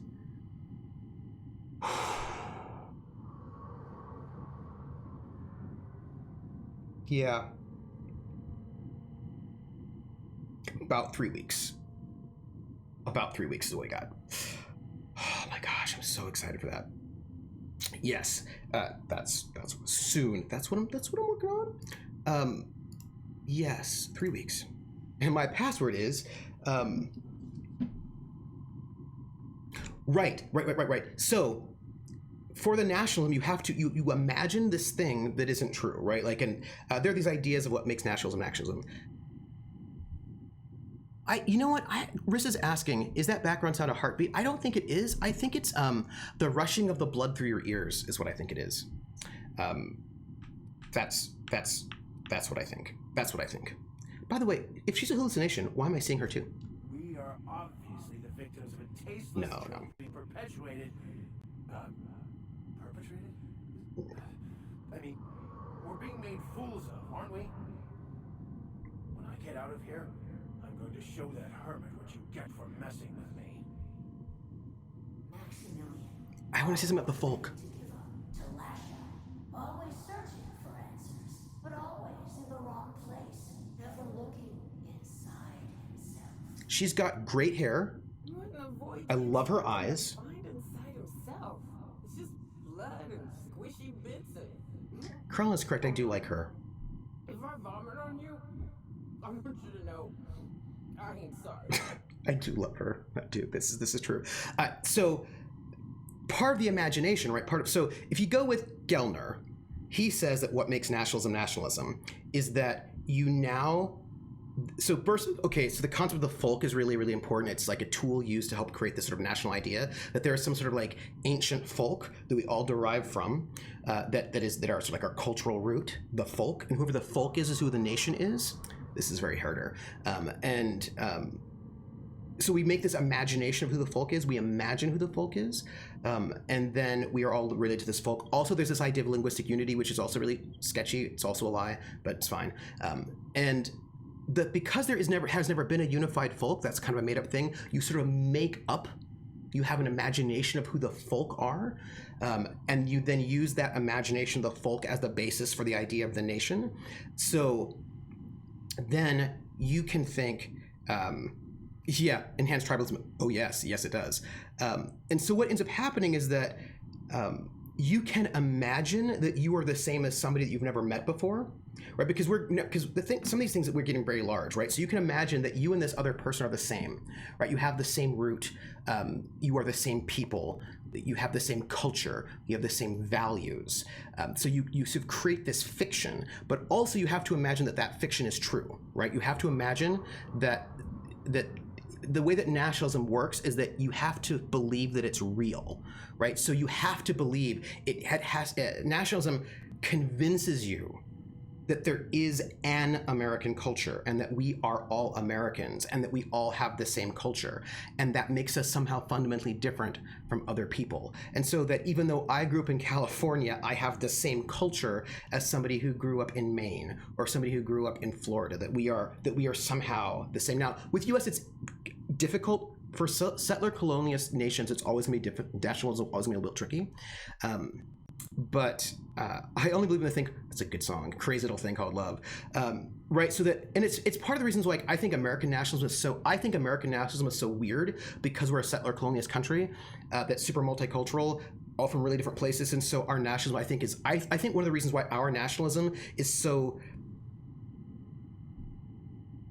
intense is because it's a little bit less stable than some other places. It's a little bit more desperate, if that makes any sense. So if you believe a nationalist fairy gets there, yes. So for example, we can look at Italy, right? Italian nationalism, right? We all are the folk. We all come from ancient Rome, and we have this whole thing. But to believe that, you have to think that Sicilians and like Northern Italians somehow have the same culture. And that's the story, right? That's the imagination that's being sold, sometimes forced on people. And oftentimes, you knew it was going to happen, you knew it was going to happen, you knew it was going to happen. Oftentimes, the way that this works is through the arts. People will often, like nationalists, often use the arts as a way to create the fiction of a national culture. So music, theater, literature, all these things are often poetry, et cetera, are often the tools that are used to convince people that sports as well, war is another one, but these sort of cultural products are often the tools that are used to convince people of the fiction of the nation state. I'm pretty sure Sicilians don't. Oh no, they don't. But that's where Sicilian. I'm sorry, I should read this out loud so people who are on YouTube can hear this. Crowlin says, "I'm pretty sure the Sicilians don't buy into that, but we're Italian thing." No, they don't. And that's where the cracks happen, right? That's where the cracks in nationalism happen. But that's how it's they try to make it work. It's harder to patch over wider gaps. It is. Iceman says, "Is that why people in the U.S. always look at what countries came from?" No, that's different. I think the fact that we often look at what countries we came from, it harms nationalism. And so that's one of the reasons why we are so performative in our nationalism. I mean, we are performative in ways that are pretty intense compared to a lot of other countries. I mean, U.S. nationalism is a thing. It is a thing. It is a thing. It's a very interesting thing. Can confirm Sicilians don't think we're Italians. No other Italians believe that Sicilians are Italians either. No, and that's where like sometimes it doesn't work. In the same way that Bavarians don't always think of themselves as Germans, right? In the same way that like Scots are like, yeah, I don't know about that one, right? So like you try to force that sort of national identity through various means, and it doesn't always work. But you know, you try it because you need people to fight for you. Yes, and I think about this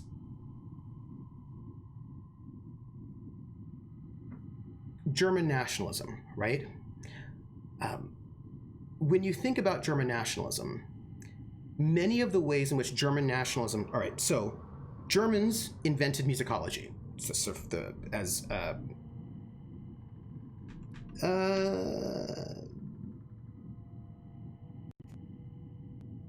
okay, Vision Mom, how about giving us answers instead of hollow platitudes?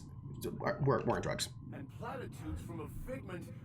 No. Figment of my imagination, no less. Who said I wasn't a figment of your mind? But you know the truth. You don't need someone else to tell you. You've always known it. Everyone knows it. They just won't see it. That seems ominous. We're overwhelmed with stories from our earliest days. The stories others tell us, and the stories we tell ourselves. These stories are how we try to make sense of our lives, but they are not real, are they? They're just stories. You need to drop your story and see the truth. I could tell you all manner of stories. If I weren't... Oh. I'm sticking to alcohol from now on. Speaking of Crit Twitch, hey Crit Twitch, how are you? I want to say to you something. It's really important what I want to tell you. It's a thing that's very detailed and important. What I want to tell you is the name game. Come on, everybody. I say now let's play a game. I bet you I can make a rhyme out of anybody's name.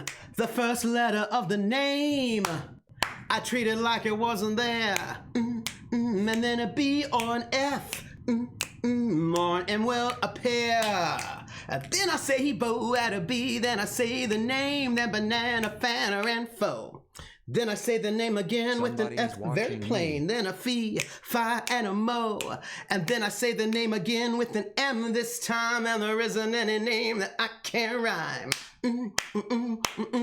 Crit twitch, bo bit twitch, banana fana, fo fit twitch, fee Name fi mo game. mit twitch.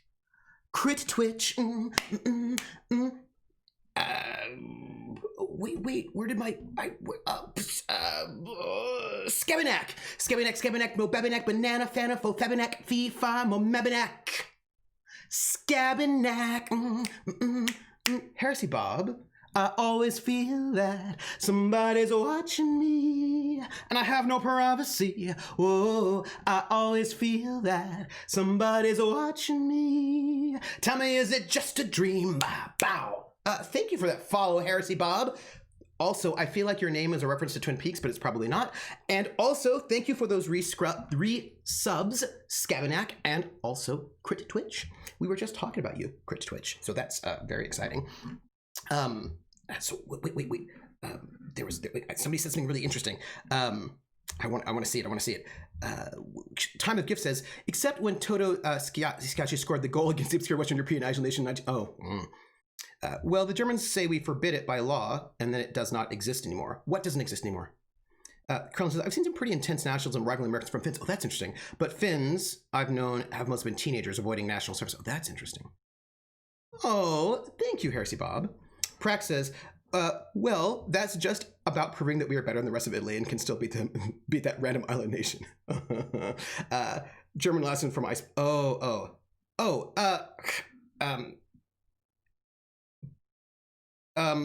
German, there's a difference between National Socialism and nationalism. Those aren't the same thing. National Socialism, Nazis, are banned in Germany, but nationalism is still very strong and well. That's how you keep a nation working. The idea that you think there is a Germany is nationalism. And I will just tell you, when you say things like we're the land of Goethe and Schiller, that's nationalism. Right, that's what I tell you, right? So the thing is that whenever you had like these attempts to sort of create a German identity, they often coincided with particularly important art projects. So the very first collected works of like Beethoven, I think, or Bach, I think it was, maybe it might have been Bach, happened around the rise of, I think it was in the 1840s. It was the rise of German nationalism at that moment. So it was like when they created the collected works of Bach as a form to sort of make this claim of Germanness. Bach is not, Bach is like a dude. And then it happened again in the 1870s. There was another big collected edition. Again, they did another one in the 1930s. And so there are these ways in which some artist who often themselves didn't think of themselves as X, right, but thought of themselves as Y, will be sort of made to stand in for the nation itself and then sold to people as the representative of this nation. And since you listen to Beethoven and I listen to Beethoven, we are both German together. And Beethoven is then somehow German, and then we are all German. And that we have, like, and Bach is German, and we have this German legacy, and this lets us know that we are all German because we have this shared cultural history. But the thing is, the cultural history is often a form of fakeness, in the sense that in order to create a German cultural history, you must make Bavarians and also Plattdeutsche the same, right? So you end up crushing different folk cultures and different people into one thing. You end up sort of smushing things together, ejecting things that are too far out, and sort of making a homogenized thing, which is what never actually existed, in order to imagine that there is this sort of unity that is just created politically, so that you can have this thing. And then so Bach is nationalism, but Riefenstahl is Nazism. Well, I would note that Nazism is nationalist socialism. Nazism is a form of nationalism, but not all nationalism is Nazism, right? Like, it's National Socialism used nationalism to do what they want. Like, they're fascists who used nationalism to do what they wanted to do. They were, right, they used like, and a lot of fascists will use nationalism unless they're doing cult of personality. That could be different as well. You could do cult of personality fascism, but not all nationalism is fascism. You can do nationalism in other ways as well. But yeah, so things become used, right? Things become used that way. And I mean, let's talk about nationalism and irony at this moment. Oh, you know what I think? Oh, I think I Yeah, I got disconnected from my PS4. Let me fix that. Let me reconnect. I have to reconnect. There's always been a divide between nationalism and regionalism. That is correct in America, probably due to starting out as a confederacy, having our laws produced at state level. Yeah, and then, but of course, and I think that's one of the reasons why our nationalism is so strong, because we have to overcome the regionalism, which is, it's like we have to overcome it so that we overproduce. This confirms that I am the majority's other always. In Germany, I'm the Dane. In Denmark, and Denmark, I'm the German, and in the border country, the culture is both. I mean, because that's the thing. Nationalism is a fiction. It is a very useful fiction. It is a fiction that many people believe in very strongly, and so therefore becomes real. Like, fictional things can be real. That makes any sense. But the fact that their edge cases are always going to be a bit of a problem. And to go back to what Jer says, and I think this is interesting. I think that I actually wrote a paper on this, and I hope we can talk about it with cracks. But I wrote a paper on the song "I'm Proud to Be an American." You know the song by Lee Greenwood? I'm proud to be an American, where at least I know I'm free. Won't forget the men who died and gave that right to me, and I'll gladly stand up next to you and defend her still today. I'm proud to be an American. God bless the USA. I wrote a paper on that song and American nationalism in that song. So I just want to sort of point out for the record that right now I am wearing a t-shirt with the Pledge of Allegiance on it. And I mean, our two-party system arose about it. That's true. So I just want to point out that I am currently wearing a t-shirt with the Pledge of Allegiance on it. And if you are not an American and you do not know what the Pledge of Allegiance is, let me tell you what the Pledge of Allegiance is. In the United States, at least where I grew up, and I grew up in very liberal San Francisco. I cannot say what it's like in other parts of the country, but in very liberal San Francisco, that's like too cool for school. Every day in school, at the beginning, I don't know if we did this in high school, I can't remember now, but we certainly did in grade school. We certainly did in elementary school. In elementary school, we did this. I don't remember if we did it in middle school, in high school, I can't remember. But we certainly did in elementary school. But every day at school, we would stand up, put our hands over our hearts, look at our flag, the U.S. flag. We did this in school, and we would say, "I pledge allegiance to the flag of the United States of America and to the republic for which it stands, one nation, under God, with liberty and justice, indivisible, with liberty and justice for all." Did I forget anything? Yeah, I got it right. Yeah, I forgot the Indians, but I got it, yeah. I still remember the Pledge of Allegiance. It was adding under God was a red, we didn't used to have under God, but then we added it. Yes, they make us recite the Pledge of Allegiance in school as kids. It's fucked up and weird. Yes, it is. I think I still had it in middle school, but I think I stopped in high school too. I think that's the same with me, Krellin. Yeah. The Pledge wasn't a thing. Well, that's interesting. My district did homerooms by last name, so there's a student who I went up through school with who didn't say the pledge because of his religion.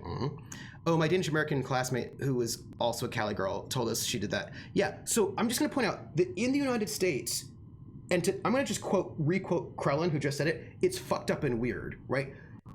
Every day in school, we put our hands over our hearts and recite a Pledge of Allegiance to our flag and the United States of America, and that's weird. Do you know what I mean? Like, that's weird. Krellin, I also refused to say the under God part. I never said it as a kid. I was like, nope, not going to do it. I just shut my mouth at that point. But we do that in the United States all the time, and I think that's pretty weird. But not only that, we have American flags everywhere. In the U.S., in the middle of our sports games, at the beginning of every one of our sports games, we sing the national anthem. National anthem all the time in the United States. That's a thing we do all the time. But not just, and I'm wearing a t-shirt with a Pledge of Allegiance on it right now. Now it's actually a political shirt from 1983 that's going to be like doing a thing. But nonetheless, what I'm trying to tell you is I'm wearing a t-shirt with a Pledge of Allegiance, and that's weird. I'm just going to note that, right? That's kind of weird. And the film And Justice for All begins with the Pledge of Allegiance being said by several groups of school children overdubbed. Oh, yeah. Yeah, there's a U.S. flag and a state flag at the intersection of the two. Yeah, right. And we have people have U.S. flags everywhere. We have people wear their flag all the time. Like, we have our national anthem everywhere, but more than just that. Besides, I mean, that's still really big. I just sang to you the beginning of the song "I'm Proud to Be an American," which is a pop song. It's a country song, but you know, it's on like we have a lot of popular songs about how great it is to be an American. Like a lot. Like not just a little bit, but a lot. Like we have all of these songs that are like songs that are explicitly about how great America is, and they're songs that are on the radio. Like not something that you do when you're in the Boy Scouts, the Girl Scouts, somehow, but like on pop radio, this happens. I think the pledge in school disappeared after the wall fell. Oh, that's interesting. That's interesting. That's interesting, Jer. Huh. An unsingable national anthem, by the way, people do sing it. Lots of businesses fly us. Yeah, they fly U.S. flags. I mean, we have very few nationalist songs outside of football songs, right? And the thing is, PH, I don't think that Americans think of them as nationalist songs. I just think they think it's super normal to sing about how great it is to be an American. Like, I'm just, not all Americans, of course, hashtag not all, but like that is a thing that happens. Like, I'm proud to be American, and most people that fly the flag in the general population don't treat the flag properly, much as the flag clothing is wrong also. But also, Volpez, can I go back to this? This idea of treating the flag properly is also really weird. And I'm in the Army, so I'm trained how to treat the flag properly, and I do it. Do you know what I mean? Like, I know exactly. I mean, I actually, like, my father's flag that they put on his coffin, I have in the other room, and it's all folded properly. Like, it's folded properly and all that, and the whole thing, right? But we like in the United States, we think that if the U.S. flag touches the ground, it harms the nation. Like, we think it is this massive harm to our country if our flag touches the ground. That's weird. That's weird, right? Like, we have in now. Somebody's watching it is me. what it is, right? Like, it is what it is. I always feel that somebody's watching me, and I have no privacy. Whoa, I always feel that somebody's watching me. Tell me, is it just a dream? Bow. Thank you, Streaming James 22. Thank you for the follow. Thank you. Wearing flag-themed clothes is a violation of the flag code, which it is, but the flag code isn't exactly a law in the normal way we understand them. It is not. It is this weird. It is a weird. It's weird, right? Like, and the thing is, this is actually what I think is. Carl and I were talking about this at one point in time. Let me see. Your mom's right, Max. Your story blinded you to the truth and landed you in prison. Seeing the truth as ears have been done. How about we cut the chase here, lady? Figment. Yeah. Let's cut to the chase. If you insist, you must give up your fantasy of control and embrace the chaos of life. Whether you resist Interesting. or not, it will take you wherever it wants, more assuredly than even the fictional architects plan your sleep away to prove. No, that's not true. Well, that's interesting. The basis of everything is order, not chaos. It's true, I know it is. So did you. Why are you denying it? Before you died, the plan made you happy. But he's not happy. It didn't. I made myself happy. There's nothing holding you back but you. If you can't understand that, you will never understand anything. Interesting. Goodbye, Maximilian. Oh. Interesting. This whole thing, Ooh. it's just a farce, right? Just my own. Oh, this is gonna be a hard choice. Against me? That's a hard choice. You couldn't be more right. Oh. Uh-oh. Hello, Max. Uh-oh. What? Who? Uh-oh. Why do you look like me? Are you me? Not really. I like his hair better as a hallucination. I am disciplined, controlled. I have no doubts, and I don't exist. Yet you have judged yourself against me your whole life. Hey, Max. Why? Why do you berate yourself for not being me? Interesting. Oh, man. I don't have the intelligence perception enough to say, oh, that's a bummer. A case in 2004 ruled that students do not have to stand for the pledge anymore. Well, that's cool, because it's weird. Scabiac notes that Congress tried to pass an act about the flag that would make it a law, and it was struck down.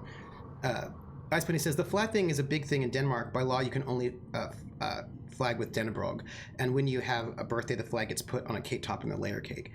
It was never done with the German flag. Yeah, but and this I want to say. So here's the thing I think is super interesting. If you want to get like sort of philosophical about it, the flag is just cloth. Do you know what I mean? Like it's just cloth. In quote unquote reality, it's just a piece of cloth. Do you know what I mean? It's not magical. It's not special. It's just a piece of cloth with some stuff on it. It's not anything. But we have given it so much power as a symbol, that this piece of cloth has now become imbued with this collective investment, so that people really feel like the nation as a concept is harmed if it touches the ground.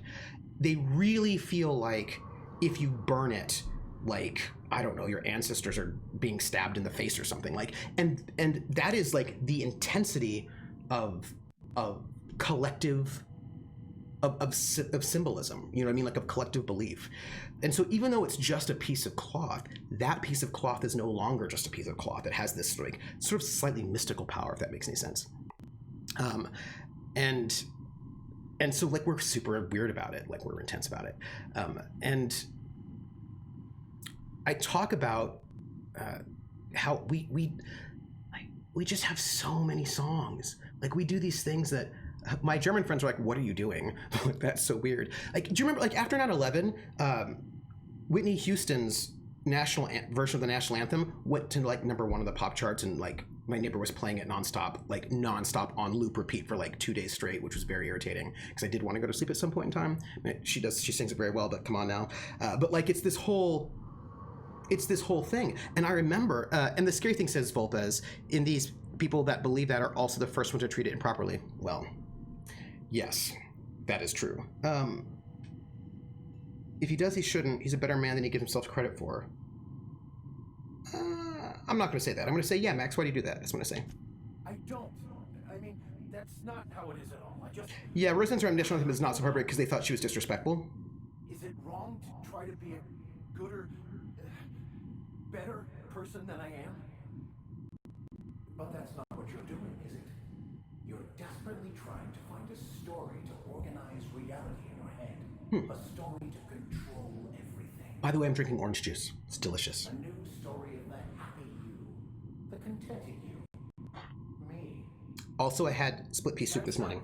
It can't be right. I've only been searching for the answer to the equation, because it will set us free, won't it? How?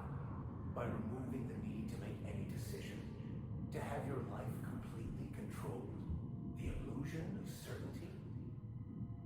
Your obsession allowed you to avoid the real question: who are you? Interesting. I'm Max. Me. I'm real. You can't convince me otherwise. Please don't convince me. Ooh, oh, Max. Oh, Max. I'm going to be making a pot of it. Ooh, I love a good split pea soup. I really do. Carlin says it's a very technically difficult song, so untrained singers probably should not be invited to sing it unaccompanied on national television, probably with a bunch of nerves. And you can adjust it so that it's not as, you can mess with it a little bit, and people probably wouldn't notice. They just kind of want certain belty moments. Yeah, we invented superheroes. Do you know what I mean? Like Superman, truth, justice, the American way. That's as American as like mom and apple pie. I think American nationalism is so weird. Like we claim these things as being like fundamentally American and somehow exclusively American, like moms. Like why are moms American? Like other countries have moms. That's weird. Or the whole like freedom thing. Like America, freedom. Everyone hates us because we have freedom. Nobody has freedom. And I was like, what do you think that like other countries don't have freedom? Like, what is that? Like, we're so weird. American nationalism is so weird. It's so strange. But you really need it if you have a volunteer army, right? Because you want people to like feel motivated to join up.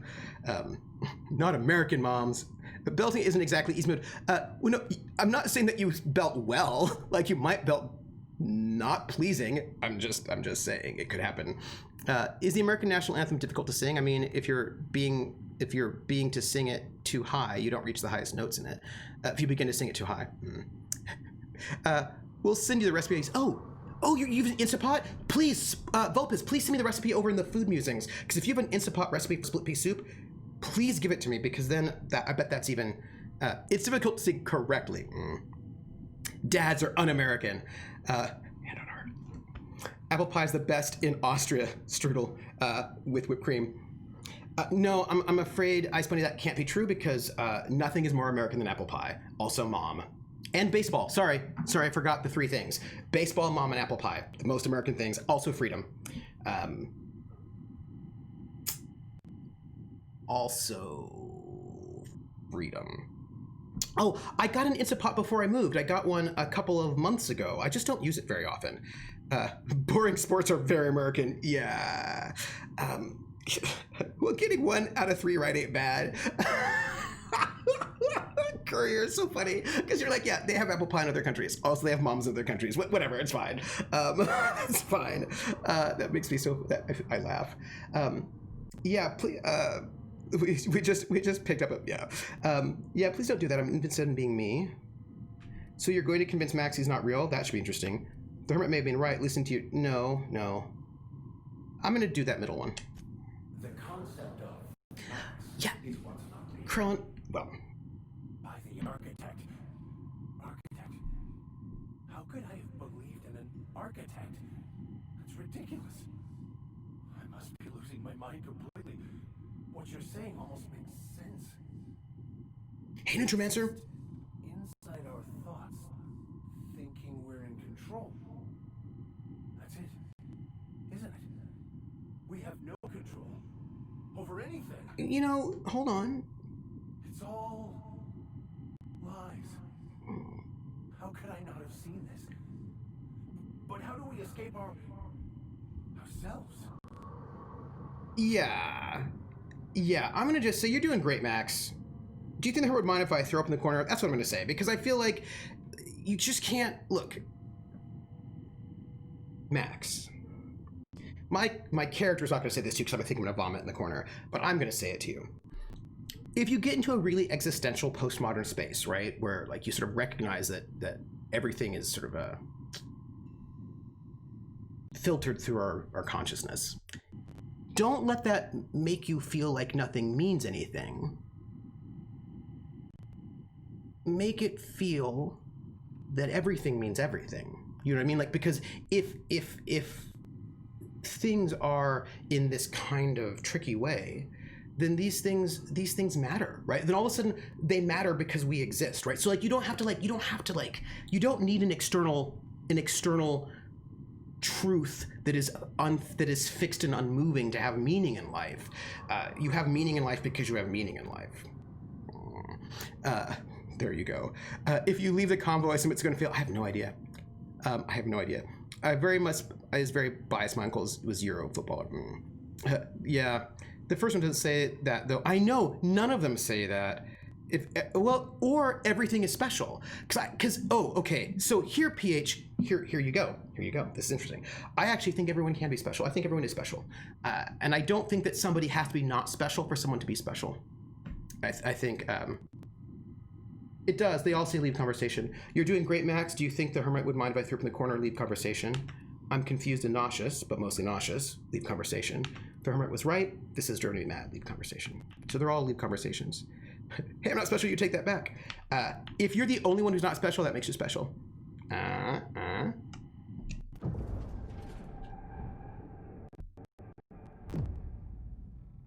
see you're back with us. Feared we lost you there. Why? Never seen anyone back yet stay upright before. Huh?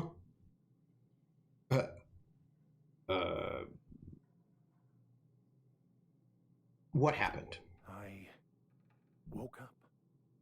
The illusions I built for myself just fell away. I'm no longer interpreting, I'm experiencing. Yeah, that's why I read out the choices for you. Oh, hey, he looks like he's doing well. I have to tell you something. I'm glad you found the answers you were looking for, Max. So you weren't as prepared as you thought. You're obviously gone insane. Really? Have you looked around the colony lately? Oh. You know what? I'm glad you found the answers you're looking for, Max. In a way. Perhaps it's more accurate to say I was asking the wrong questions. I understand so much more now. I see it all. All there is to be experienced, to be lived. Of course there is pain and loss, but the suffering is caused by trying to control reality, clinging to the way you want things to be, not enjoying the way they are. I feel like you can have a happy medium there, right? I feel like you could have a happy medium. When every cup was gold or silver, men longed for the simple pewter. W.S. Gilbert, the gondoliers. Also, when everybody's somebody, then no one's anybody. And come back to this. It's morning, right? Asks, PH says it's important to ask the right questions. Courier says, now maybe you'll be less of a dickhead. Yeah, maybe. Nurture Mentor says, everybody needs somebody. Crowns, he is in fact less of a dickhead now. Oh, that's good. There may be something to that. You seem happy, or at least not angry, if you say so. Yeah, here we go. There may be something to that. You seem happy, or at least not angry. I am content. I've found what I was looking for, even though I was looking for the wrong thing. Hey, sweet. All right, all right. Okay, so this is what I'm going to tell you. Theodore Adorno, the philosopher, said many things that are irritating, but he wrote a book. So, have you found your answers? Not so much found as finally listened. Yes, it is quite the convoluted maze we build for ourselves. I just don't have the intelligence perception that makes me crazy. Paladin Hulk says, if your question is, how do I get rich? But the question you want to ask is, how do I feel happy? It's going to take a while for you to get there. Yeah. Iceman says, I mean, handball is fun to watch, and you can get very tipsy when I play 1 goal, 1 shoot, because a score under 20 is shameful, because it's a very fast pace. In football, 90 minutes and only 1 or 2 goals. Where's the fun in that? Oh, and 1 goal is 1 point. Yeah, Ice Bunny, I mean, I love soccer. I think it's great. But I've had many Americans say to me, oh yeah, Americans will never like soccer because we like high scoring games. And like soccer doesn't score enough points. But like football just gives every point, like every goal 7 points or 6 points or whatever. I just feel like that's cheating. So I just feel like it's just a way to make it seem like it's a higher score game, whatever. I don't even have to worry about spoiling anything because I already forgot the whole plot off the start of it, probably. So Adorno said, I'd ask what you're both talking about, but I'm afraid you'd answer. Yeah. How right you are. Words are overrated. Yeah, we should go. We should go. I'd like to steal all your stuff, though, but I won't. Because, you know. So, Adorno was a philosopher. He was a German Jew. He lived in Germany in the 1920s and teens and 30s.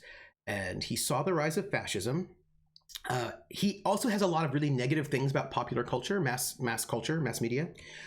But the reason why he has a lot of negative things to say about mass media is because he lived in Germany in the 1930s, and a lot of mass media was new. Like, we don't really get a lot of mass media until like the 1890s, like it's 1880s, 1890s. I mean, that's actually totally a lie. We had like broadsheet ballads and we had like newspapers and things like that, but we get like recording technology, recorded music, film, that kind of stuff. And he, and radio, right? But it's not just radio. It's also film. He talked about film a lot, and he didn't like it. He didn't like a lot of things. Let's be fair. But anyway, but the reason why he didn't like a lot of these things is because he's sitting around. We want to go here next. I think that probably is going to be a good idea. That looks good to me. We are here. We went from here to here. So let's go here. And that is an active quest. I feel like that's great, and we'll just do that. We'll just do that. It's a mass mediums. That's a lot of seances and palm readings. He didn't like that either. Oh my gosh! Hi. Why are you shooting at me? Oh, hey, where are these people coming from? Why are there so many of them? Why is this my life? And maybe I should get a longer range weapon right now. Here we go. That's not the one. Let's do this one. Where did these people come from, and why are they shooting at me? I was wanting to talk about Adorno, because I had a thing to say about Adorno. My goodness. So I'd rather have mass rares. Medium is overcooked. That's fair. That's fair. So right. So he's in Germany, right? And we have the rise of like really the big rise of mass media at that time, film and radio, recorded technology. How long do you plan to stream this afternoon? I do have Regiment later. They respawn because realism is the thing that gamers care about most. Although I see gamers complaining about respawns if they think it's unrealistic. I've seen that too, and people are like, that's not realistic. Anyway, so he sees the rise of National Socialism at the same time as the rise of fascism, mass media, and he sees fascists using mass media, especially radios, but also film, etc., which I hate fucking respawns, which is how you know I'm a gamer. Not a gamer. Or maybe you are. I found a vending machine, everyone. Also, there are things here. I don't think I've been to these places, and I feel like we have to be systematic, and we have to go to these places. And of course, like the Nazis specifically used radios, etc., to do their stuff. And so he ended up having that's really beautiful. That must be like the terraforming thing, huh? Anyway, he had very negative things to say about I do, and so I'm sure I do. So I'm gonna hit that vending machine after I go to this room because I feel like I'm gonna loot as much of stuff in this room as possible, and then I can sell it. Possibly. I mean, I feel like that's a possibility. I probably will. Maybe I will sell some stuff.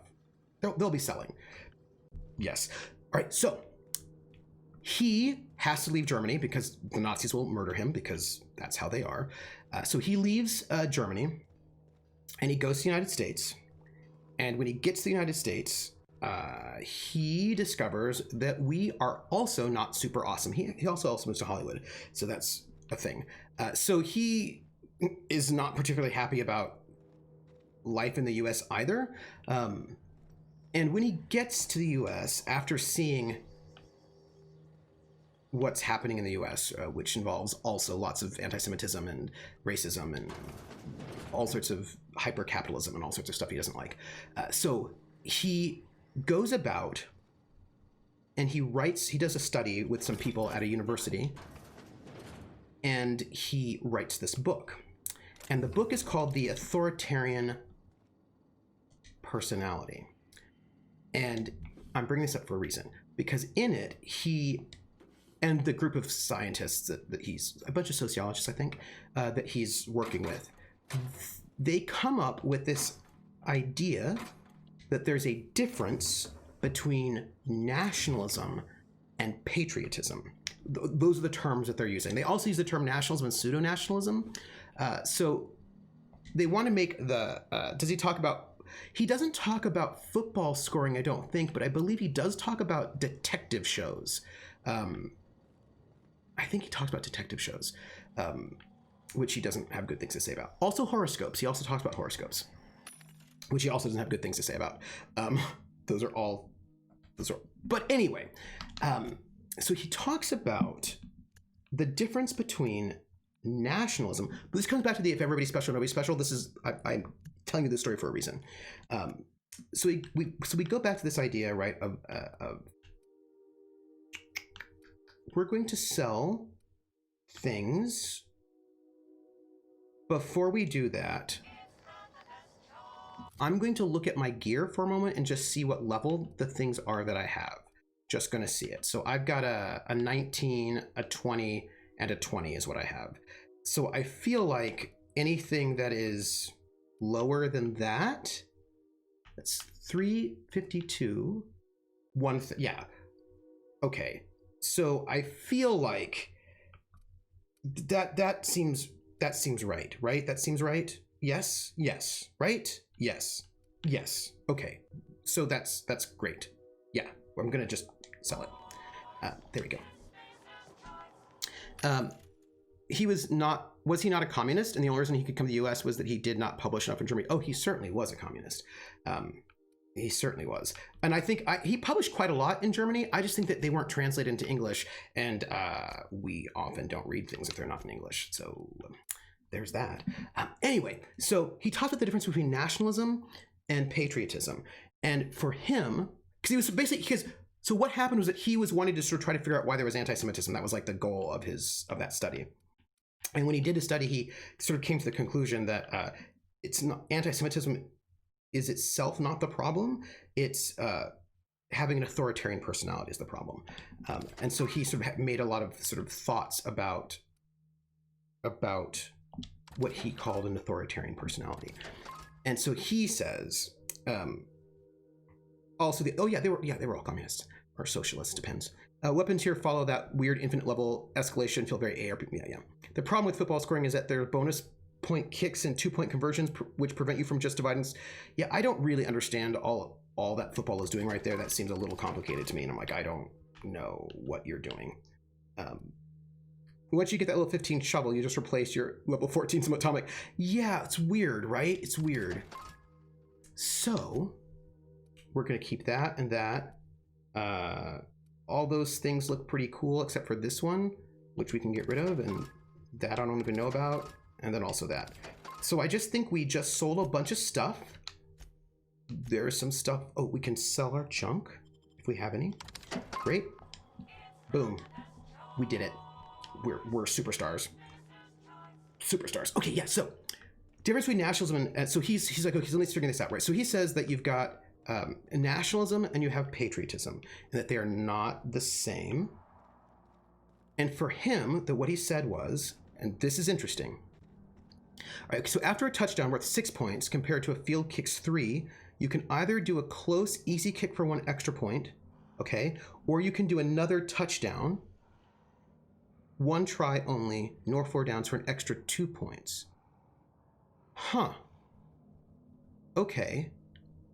Is that extra touchdown really hard to get? I assume it is, right? No, yes? I assume that extra touchdown is hard to get.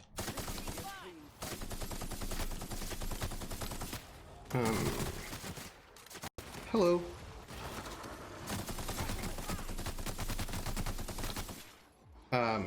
Don't shoot me. I think we're fine. Oh, wait, somebody was attacking us from behind, which was rude. Is everybody okay? What's going on? Is everyone all right? Why are we? I feel like we're not okay. Why are you? Okay, we're fine, right? We're okay. It's fine. It's fine. Okay. And wait, what's a 3-point? Is that a 2-point conversion? What's the? There's a something conversion. A number of point conversion. Which one is that? Is that the? Which? Are those? Are these those? They must be the apes that dig through the ground, because that's the only way it got behind me. Most people don't go for the 2-point unless they have to. If you're down by 7, getting a touchdown for 6 and conversion with a 2 would make you ahead. Also, like, the kick is super easy. So it's basic. So it's so easy. It's basically a gimme, which is why you think it. Oh, okay. Yes, 2-point for. Okay, 2-point conversion. Okay. All right. So he says, Adorno says, that nationalism. We come in peace. Shoot to kill. Yeah, that's me.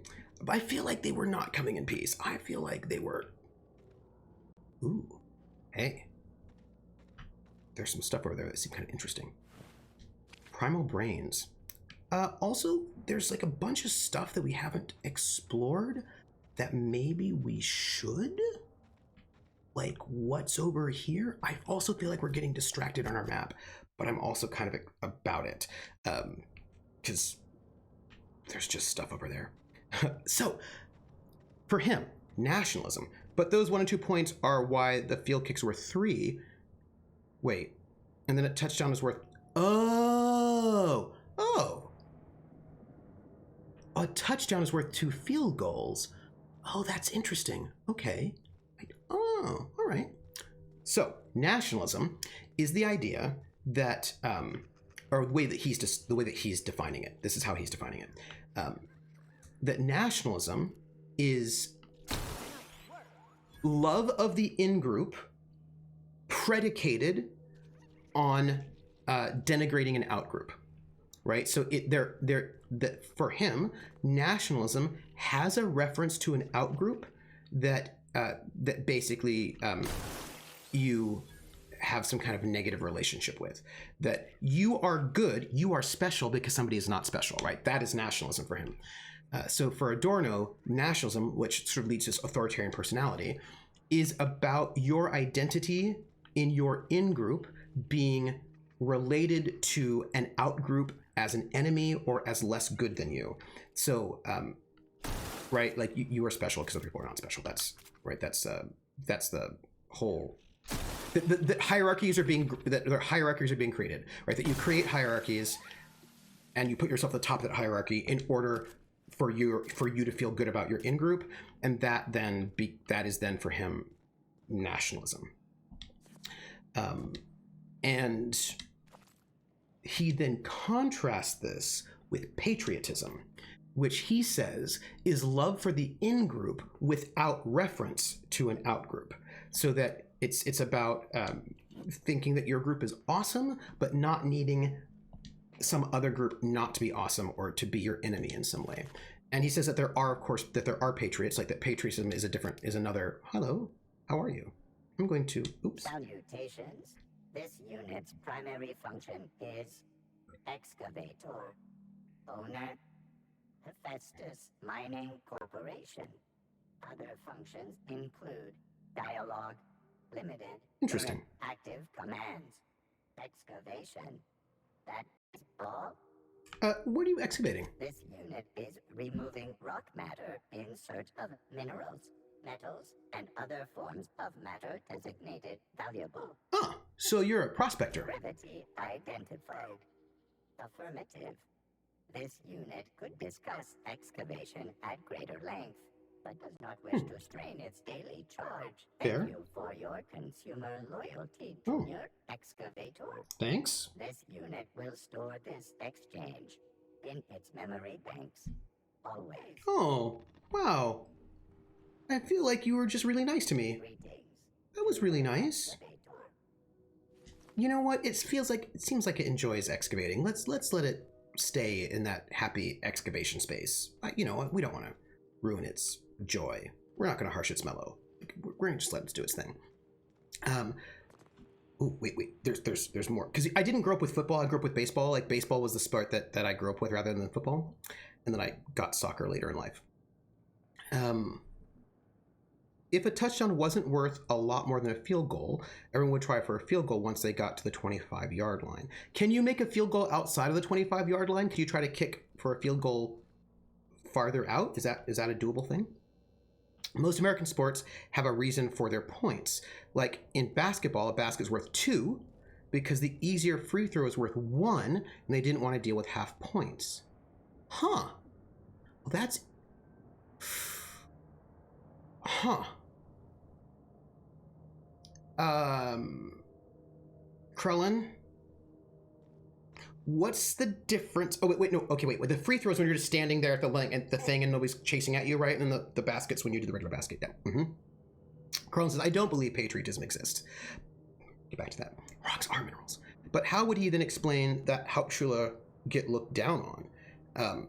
Well, he would call that part of the authoritarian personality, right? Like, he thinks that that your identity is based on denigrating somebody else's identity, then that is what he thinks of as the authoritarian complex. He's not saying that it is good or bad. Well, he's saying it's bad. He actually is saying that it's bad. But he's not saying that... he is saying it exists. Like, he says that it exists, it is real, that people do it, and that also it is bad. Rocks are collection minerals. Some are just one mineral, though. All rocks are minerals, but not all minerals are rocks. You can try for a field goal at any point, but it's not really feasible before 25 yards. If you can try to kick okay. Rock, nationalism, resurgence. All right, I'm off to work. Oh, I will see you later, courier. Have a good day at work, I hope. Yeah, most NFL kickers can almost always kick a field goal from 25 yards, but that's 25 yards plus 10 yards for the goal since the posts are behind it. So, record distance for a field goal in American football seemed like 70 yards, but that's a Hail Mary play, and holy shit, we made it that kick.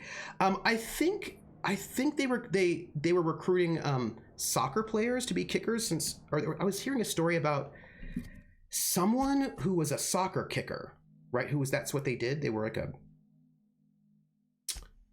they were not a football kicker, they were a soccer kicker, and they got them to be a kicker on the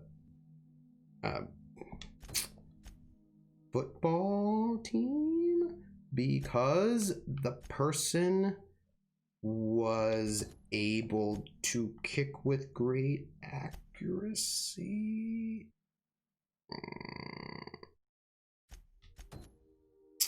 I am saying words and I feel like you are thinking, what are you even saying?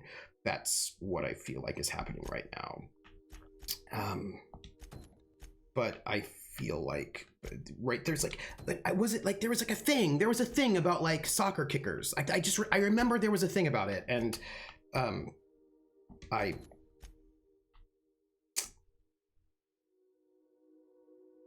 there was a thing about it. There was a thing about it. There was a thing.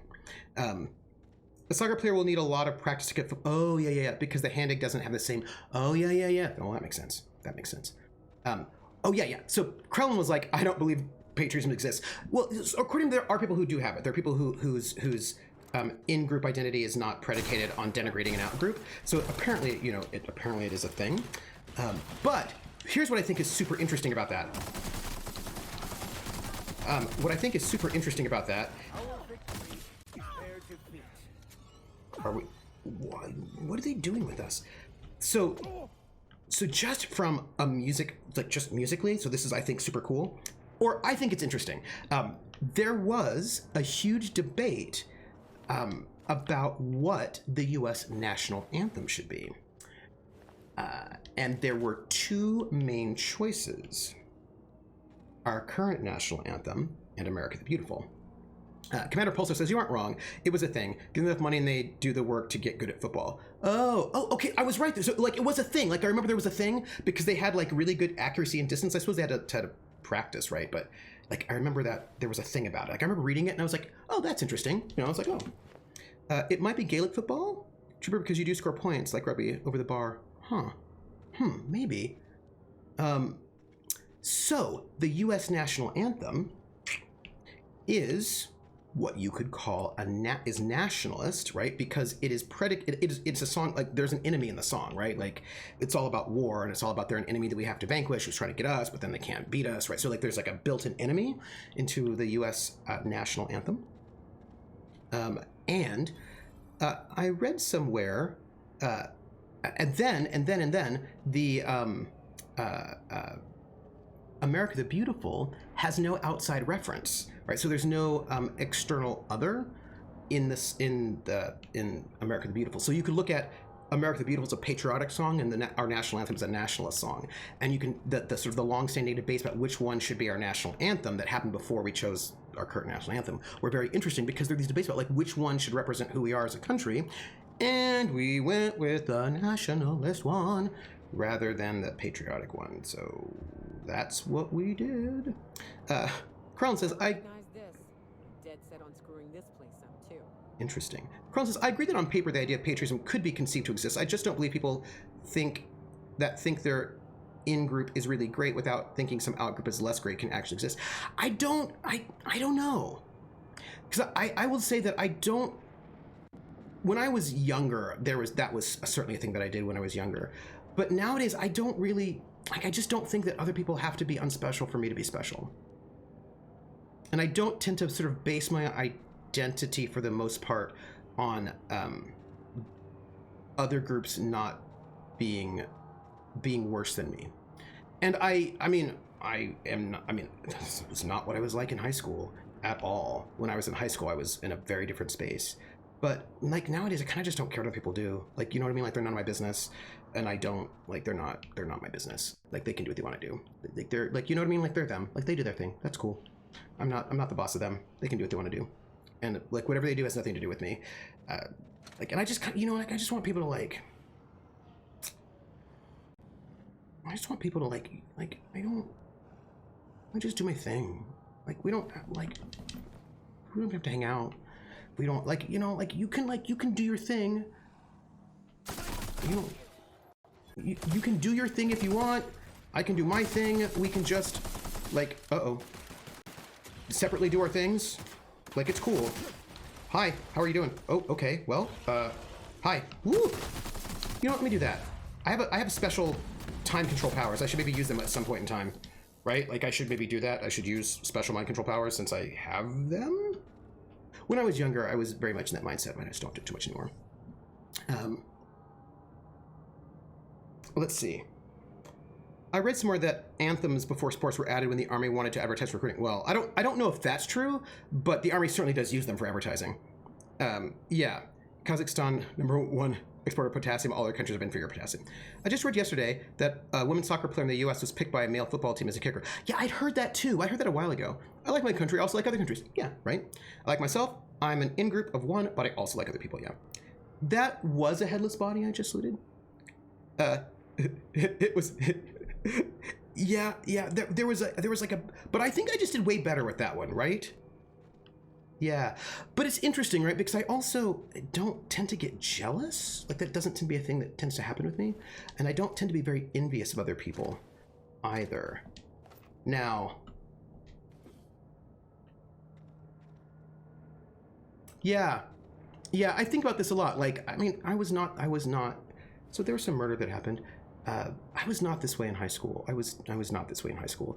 But also, it's interesting. I was also bullied really a whole lot, and so part of my reaction formation was trying to find some way to like deal with that. And I don't think I dealt with it well as a young person. But I also was like 14, so I'll be kind to myself about that one. But like nowadays, like, but even although, again, that doesn't mean I like everything equally, but it just means that my liking of one thing is not predicated on the disliking of another thing, if that makes any sense. Outlaw. You didn't have to shoot me down if you wanted an autograph. Uh-oh. Shut up now and you might get out of this alive. Hurry this up. I want that ship gutted before the primals find it. Hi everybody, what's going on here? Are you chatting? How's everything going? Can I come up and talk to you all? Fair Hi. warning, Outlaw. What? I've got a daring escape plan. Cool, let's chat. Smashing. Oh, apparently we're not gonna chat. Apparently we're shooting. All right, well, no chatting, just shooting. That's the last of them. Okay, well, I mean, I tried to chat. Do you see me? I walked in and I was like, hey, let's chat. And it turns out that was not what happened. I think liking things... That's me. No big deal. Well, Just Krellin. working off my injuries as I stroll away from another flaming impact crater. Okay. Also detecting constipation, hair loss, reduced fertility due to tight trousers. Recommend stimulant injection.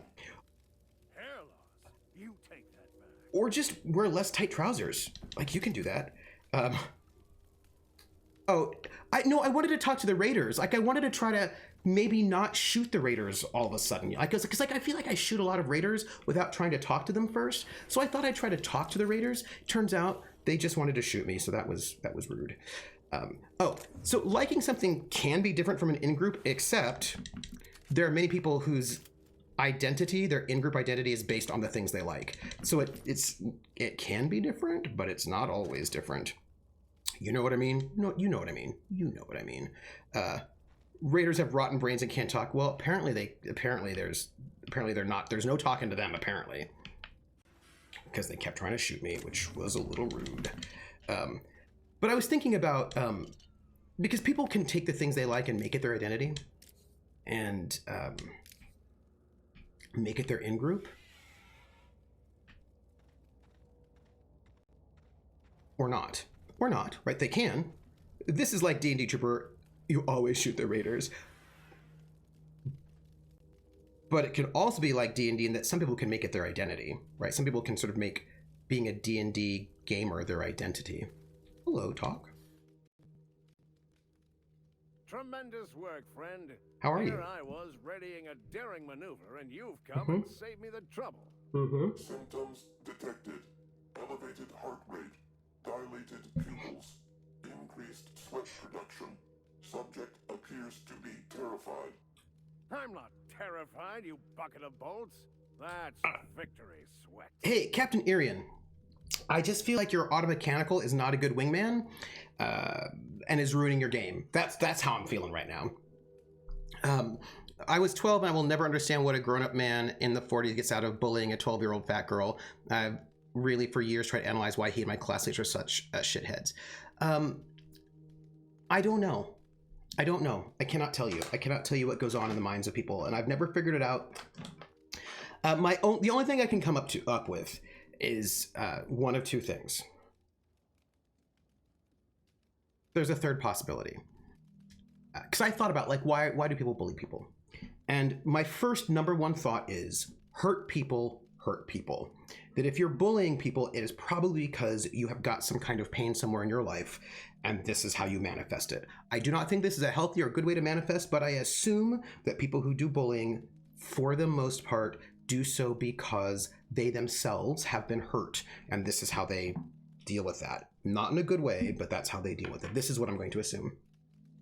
I feel like he never had game to start with. Krenlet's probably true.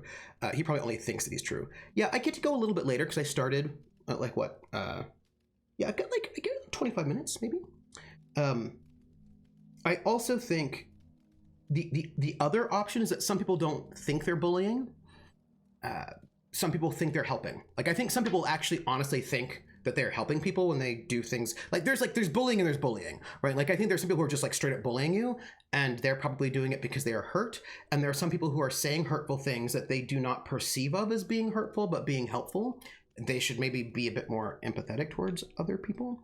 But yeah, tough love. Wait, who's asking? Wanda didn't send you, did she? She did. I swear. Yeah. Land on Groundbreaker even a moment tardy, and that busybody's already been up your ass an hour. Okay. You tell her these automechs are coming, and sending a hired stooge to rescue me from certain peril only furthers my delay. No offense. Why be rude? Jessica, for me, I appreciate that we had a stream. Thank you, Rissa. None taken. I'll let Wanda know her shipment's on the way. I'm gonna ask a follow-up question. Hey, any idea what those pirates are after? Meds, I'm guessing. Hmm? Pirates love bits, and unlabeled meds are worth a bundle. Okay. Well, who are these meds for? Supposed to be for the Groundbreaker, but getting shot tends to hinder one's delivery plans. You've got a very square jaw. You've got a very small mouth. Makes you look weird. Decent hair. Why does Groundbreaker need your bootleg drugs? Hey, who are you calling bootleg? You? I'll have you know, these are 100% genuine stolen drugs. Okay. Should I call them contraband? Hot drugs? Like, okay, fine. Why does Groundbreaker need stolen drugs? Because the board, in all their herpetological wisdom, will only sell the meds at a huge markup. That's fair. Groundbreaker knows better than to pay board prices. Not when they've got me running for them. Right. More importantly, they can't afford to. You seem sketchy. What corporation do you work for is not one I'm going to ask because I think he's an independent contractor. So what will you do now? Well, I've got some repairs to do. Thankfully, I'm as skilled a mechanic as I am a violence resolution expert. Oh, no. Then, to the Groundbreaker. Do you need me to fix your Better ship? late than never, I say. Unless you're very late. Then you might consider defaulting and skipping station. Wow. Fees will bankrupt you. Do you want to, I'm a little worried about this guy. Also, I'm going to just take this caned meat, because why not? Because I'm here. While I'm here, I'll just pull meat off of a carcass. I mean, who doesn't do that? Do you need anything? No? Are you good? You saved me the cost of ammunition. All right then. Sure, pal. Yeah, I think he's clearly an independent contractor, right? Clearly. So I think there is one other possibility. Let's see, this is Groundbreaker probably. This is the other part of Scylla. This is Byzantium. And this is some pheromones that I have to get, and I believe I can find them right over here. Boom. Yeah, so I just generally think that people who are, I think they are hurt for the most part. If they're like doing full on like you have an ugly face, that kind of a thing. I think they probably have hurt in their own lives, and that's why they're doing it. Or they're doing the tough love. They think they're helping you, but what they're doing is not helping you, because that is not the way, that is not what will be helpful to you.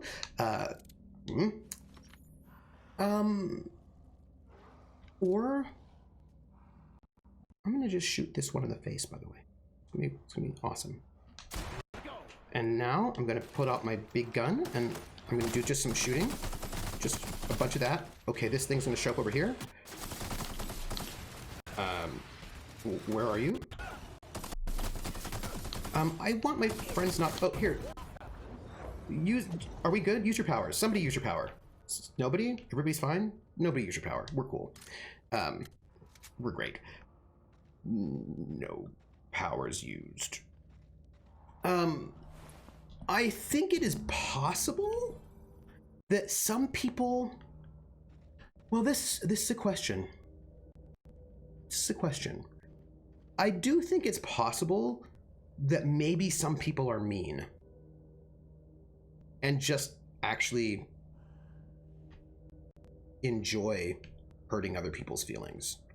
But I have a hard time imagining that somebody is like that without them being hurt. But I think it's possible. I imagine it's possible that somebody might.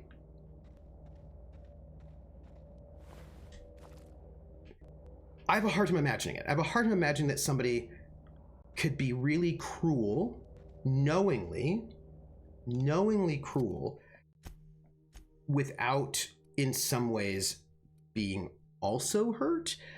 But I imagine it's possible. I just have a hard time imagining. I mean, like, that's a hard one for me to get my mind around, that somebody would knowingly and willingly hurt people and be totally fine as people. But I mean, anything's possible, so I'm not gonna rule that one out. That queen ain't gonna go down easy. I'm getting, come on, PS4 connection. I want to find out what's going on right now. Never underestimate people's ability to just be an asshole. Yeah, but I have a hard time imagining that people are going to be assholes without themselves being hurt in some way. Do you know what I mean? Like, it's just hard for me to imagine that people will just be assholes for no reason. Like, that is one thing that even as a kid, when people were bullying me, it was really hard for me to imagine that. Do you know what I mean? Like, that's hard. It's really hard for me to imagine that somebody would be really mean to someone for no reason at all. Like, purposefully mean. Unconsciously mean is different, right? Like, if you don't realize you're being mean, or if your sense of normalcy is different, that's different. Outstanding. It's These just ought to be enough. Let's get back to Monarch. Oh, okay. There's an old base I used to call home. I can get us in the door, but we'll have to shoot our way through the Queen's brood to get to the center. We'll set the bait there. Okay. Password to the door is Charon. Okay, what's Charon? Hayes' idea. Clara, Hayes, Anders, Rebecca, Opal, Nyoka. Charon. He said it was some old myth. Something about death and all the things we killed. It's the ferryman. Most of us just thought it sounded cool, so here we are. It's the ferryman. It's fine. Some people want to watch the world burn, dude. Right, but why would you want to watch the world burn if you were not hurt in some way, right?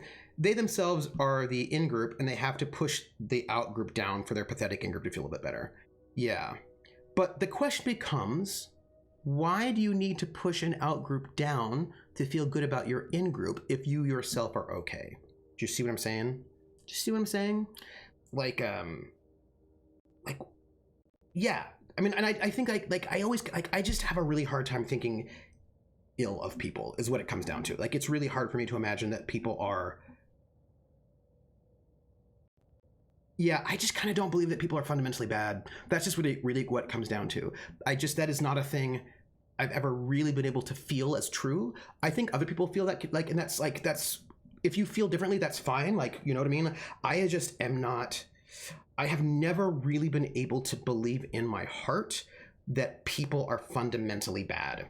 And so if I see somebody doing bad things, I think something must have happened.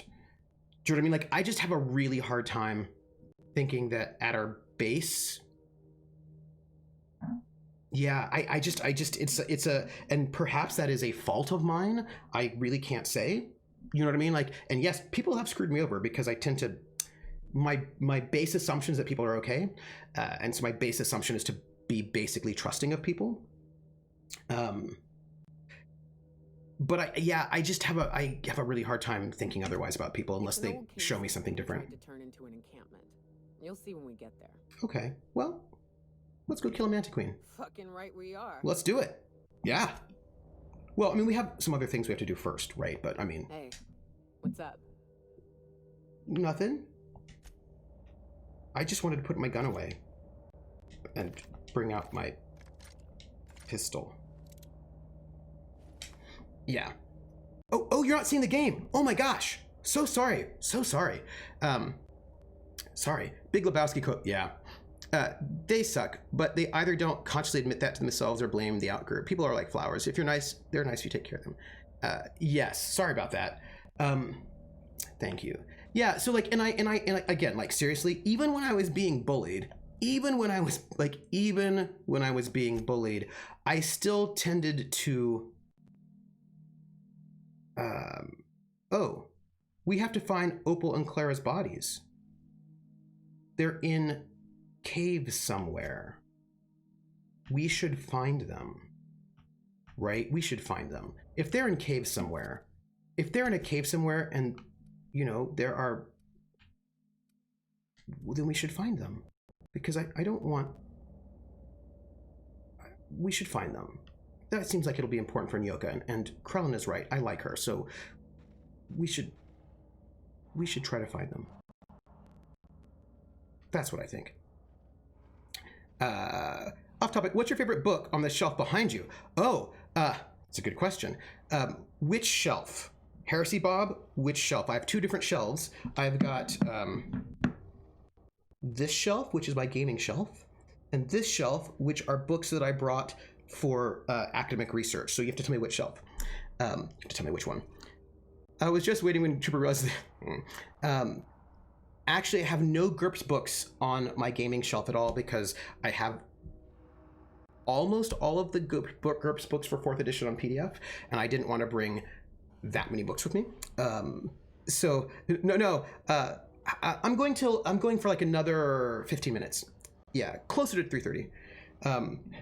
Okay, one from each. Okay, that is a question.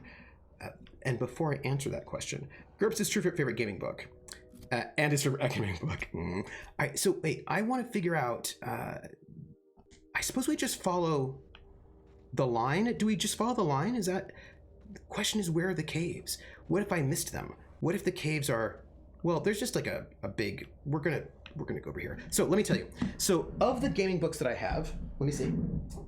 What is my favorite gaming book? Of the books on this shelf, I hope you can hear me.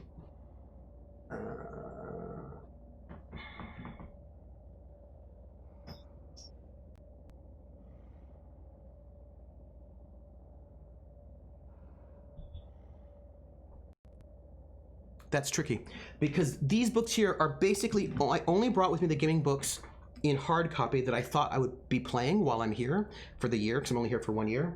And so things I thought either play or run. So I've got a bunch of stuff for Cthulhu, for City of Light and Shadow, but I also have my Call of Cthulhu because I'm playing in Rissa. Rissa's my GM for that. I've got Cthulhu Confidential, which I really quite like. I've got D&D because I often am asked to do one-shots. Clockwork Dominion, Castle Falkenstein, Fate, Good Society. I could give you an answer, but I think it's cheating. I have an answer, but I think it's cheating. Is it cheating? Oh, we have... Oh, we do. All right, well, that means since I'm giving a paper on Thursday and we've got Call of Cthulhu for 6 hours tomorrow, I'm going to have to be very, very efficient because I've got some grading to do as well. So I'm going to have to be very, very efficient after this game before the regiment. That's going to be what I'm going to do. So is there a reason why the workbooks are in the black and the games are the white? No, I just bought, like, I've had these bookshelves for 20 years probably. They were cheap. I was a graduate student. I just got cheap bookshelves and they all end up not being the same color. You know what I mean? I was just like, is this bookshelf $40? I will get it. Like this is like, so I just have not had a lot of furniture in my life. Thank you for reminding me. It's in my calendar and I always look, but it's good. Okay, if I'm allowed to cheat, then I will cheat. And I'm going to tell you my favorite book on my gaming shelf, which again, remember, we're cheating, is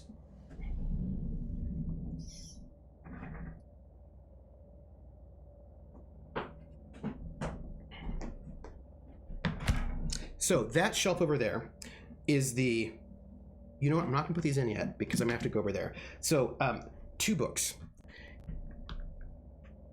Since you can't, okay, I'll cheat. So the first one is Dracula Unredacted, which is Bram Stoker's Dracula, but it is a prop also for the campaign, the Dracula dossier for Night's Black Agents. And I just think this is super, super cool. This is, okay, so Dracula dossier is a really big, one of these sort of like big campaigns for Night's Black Agents, which is a gumshoe system, which I've not run yet, which I should, where you're basically, it's like Jason Bourne meets Dracula, right? The concept is that, hold on, I'm gonna come over here for a second. Hold on, wait. This is what's gonna happen. Right now, we are going to quit the game. That's what we're gonna do. No? No? Here we go. This is it. We're gonna save the game. I'm gonna save the game, and then I'm gonna tell you, and then we'll go. Here, we just have to find their friends in a cave, and that'll be it. That's all we have to do. So let me go to main menu. All right. So let me tell you. Yeah. See, Krellin says I should shave now, so I will. I'm impressed they managed more than one move. Oh, I am. They are super cheap shelves. I am really, really careful about all of, like, since I don't have, like, for most of my life, I've not really had any furniture except a bed, and I got like a dresser and a nightstand when I was in the Army, really cheap because they sell off requisition equipment. And I'm gonna put in one headphone in case you talk to me because I know I can't hear you, but you know, I'm just saying. So I had like basically, and actually I didn't have a bed for a long time. I actually just slept in an Army cot for years. Yeah, no, I actually didn't have a bed. I think the only furniture I had between 18 and 29, the only furniture I had for like the almost first 10 years of my life was a dresser and a nightstand I got from Army requisition. That was it. Was the only thing that I got. And then when I went to grad school, I had to have a bed because I didn't have one. So I got a bed. So then I had a bed, a nightstand, and a dresser. And then I basically got some bookshelves. And so like I have like a bunch of bookshelves, and most of them have lasted because I'm like really careful about them. Yeah. I have a Roll20 game set up, just no players. I need to do it. I get back at Troopers, just finished playing RPGs. Yes, perfect timing. I expect you will need to replace them. Rissa, I'm gonna keep these for another round of goes. I'm just to let you know that these are coming with me and they're gonna survive that move. They have survived. These bookshelves have survived. My first apartment, I moved 1, 2, 3. Let me think. I moved 3 times in Los Angeles. My first apartment, which was really far away from UCLA. The second apartment, which was with a roommate who was gross. My third apartment. So 3 moves in Los Angeles. Then I moved from Los Angeles to Virginia for a year. And then I moved from Virginia up to Massachusetts. And in Massachusetts, I lived in faculty housing. And then I moved to the first dorm that I lived in. And then I moved to the second dorm that I lived in. So these bookshelves have lasted 7 moves through, and now then I moved here, so 8. So they've lasted through 8 moves, these bookshelves. So I'm pretty good at keeping very, very cheap particle board bookshelves alive. I'm just gonna note it. I'm pretty good at it. I'm talking to you. No, I can hear you now. We're talking to you, but if you can't hear any of us, I'm impressed and scared. Well, you know, it doesn't last forever, but it will last a couple more moves. Look, one of these days I will get actual grown-up furniture, but I feel like that won't happen until I actually am probably not going to move as often. I might need a piece of ply for that one shelf. Yeah, I realize they're looking sad and a little scary and like they're going to fall apart at some point, but they've not fallen apart yet. Just gonna note it. Yeah, I'm not saying they're doing well, but they're still alive. Okay, so Dracula Dossier, in Night's Black Agents, you're like secret agents, and it turns out that vampires are real and are controlling the government, and then so you're like burned agents, and you've got to like try to stop vampires. So the Dracula Dossier, the conceit of the Dracula Dossier is that the book Dracula by Bram Stoker isn't actually fictional, that it was written by an agent in kind of code, and that actually Dracula was real, and that what was happening was that Dracula was that the government was trying to recruit, that the government figured out that vampires were real and tried to recruit them to do their like dirty work or whatever. So, and that's like the story. So what this is, and the white one looks, yeah, it's leaning and the shelf is bowing and it's, you know, but I mean, it's still alive. That will happen to your natural grown-ups, probably sometime around 2050, maybe. Yeah, I have absolutely got my $40 out of them. That is true. All right, so, but here's the thing, right? So so they made a version of the book Dracula. It's a prop. You don't have to use it. There's other ways to do it. It's like a PDF, right? But this is so cool. So what they did is they went through, and this book in the game itself has got, so it says, Bram Stoker's classic tale of horror is not a novel. It's an after-action report describing an attempt to recruit a vampire as a spy. Operation Edom redacted the text, concealed vital material and key players, and released it as fiction, as disinformation. The original unredacted document they locked away in MI6's most secret vault. 3 generations of analysts, one in 1940, one in 1977, and in the present day, annotated the text, tracing the secret history of Count Dracula through the 20th century.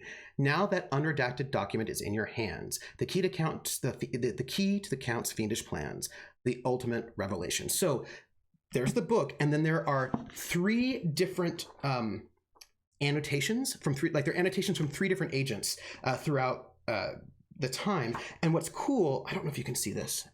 We won't be able to see it very well, but they've got the redactions written in there in different font colors. So there's like a green, somebody who's annotating in green, somebody who's annotating in red, and somebody who's annotating in blue, right? So there are these annotations throughout the book. So it's the actual novel Dracula, but it has got all these like in-game annotations, which, come on, right? Like that's amazing. Bram Stoker's brother actually was an officer stationed in Bulgaria, so he had his brother. Oh, yeah. And then the other one would probably have to be How to Draw Comics the Marvel Way, which was, I think, the first book that I got that I used to sort of teach myself how to draw back in the day. I mean, I took some drawing lessons in middle school, but then I got this book, right? And I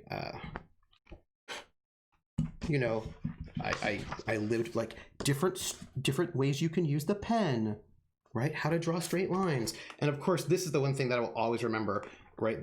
Where is it? There's like a couple of things that I remember all the time. Here you go, right? 3-point perspective. Yeah. And 3-point perspective was one that was always really cool. Also heads, like how many heads tall a person is. I remember, of course, that was a thing that I remember from this book forever. Also, where was it? There was a thing. Yeah, it was this one section of the book that I remember. It was about dynamic figure drawing, right? And this idea, that, right, you want to have more dynamic poses for your figures. And I remember it was where was it? There was a page that gave you the differences between a more dynamic and a less dynamic. I remember looking at that as a kid. Foreshortening. Let me see. Hold on. Let me see if I can find it, because I want to show it to you if you haven't seen it. Barentor has seen it because Barentor knows. But the whole section of composition was really interesting. Oh, yeah. This was it. So right, what angle you're giving. So like they're like, this one here, not so interesting. The next one, dynamic, exciting camera angles, right? And then like there's J. Jonah Jameson, whoop, right? That one's sort of boring. That one's boring. Whoop. this one's better. Right, and just like it was this was a very influential sort of book for me as a kid. Yeah, it's the panels of the, oh wait, here, Heresy Bob, you'll love this one. This is actually very, very cool. This one I thought was, I also liked it because it didn't have superheroes in this particular one, so I thought this was really neat. So, okay, look, yeah, even drawing. Okay, so this is, this one here is the one they're like, okay, you can do that. Like, that's fine, right? Like, that's okay. But it's really not that dynamic or interesting. Instead, go this way, where, right? And like, look how artistic that one with the hand and the cigarette is, and like how they're looking. Like, that's just like, that's very, like, as a little like young me, it was got me. And then of course after that I got like the Will Eisner, and just like thinking about how to compose, and thinking about how you're going to sort of frame. Speaking of which, I've got bookmarks in here which might be from the 80s, which I'm a little bit worried about, but hey, bookmarks from the 80s, everybody.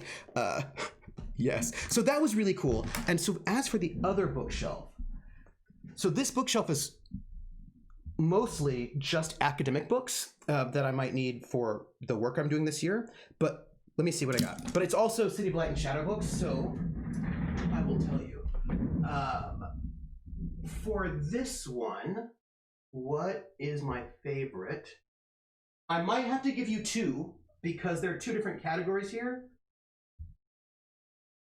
I think one of my favorite books might be in here. Let me see. Hold on. Because I have some banjo books in here, so it might be in here. It might not. Give me a second. Also, see, what you don't know right now is that normally all my books are alphabetized. Subject area first, and then so it's subject area by time, and then so subject area, chronological, and then by author. So I usually like have it all super organized. But and this one is, by the way, that my gaming bookshelf is all alphabetical. Yeah, so that's all alphabetical. So if you said to me, "Where's Fate?" I'd be like, "It's right there." Where's Clockwork Dominion? It's like right up there. So like it's all alphabetical. So that's great. This one is not alphabetical yet. So to find it's going to be a little bit difficult, which is why I make everything alphabetical. I also have lots and lots of. I just haven't done it yet, so that's a problem, and I'm sorry. But let's go with, what do I have with me? I'm going to give you probably two. There's a book that is not here that really should be here. There might be two books that are not here that should be here, which make me really sad. But let's go with, I have so many books right now about the occupation of France during World War II. You have no idea how many World War II France books I have at the moment. But we'll go with, that's a pretty good one. There's a book I really wish were here, but it is not here, and that makes me sad. But we'll go with this one, and we'll go with this one for different reasons. And we'll go with, I'm going to give you more than one, because it's actually important. This one. Ooh, that one's a really good one. I realize this is more than two, but it's life. Also, this one, and also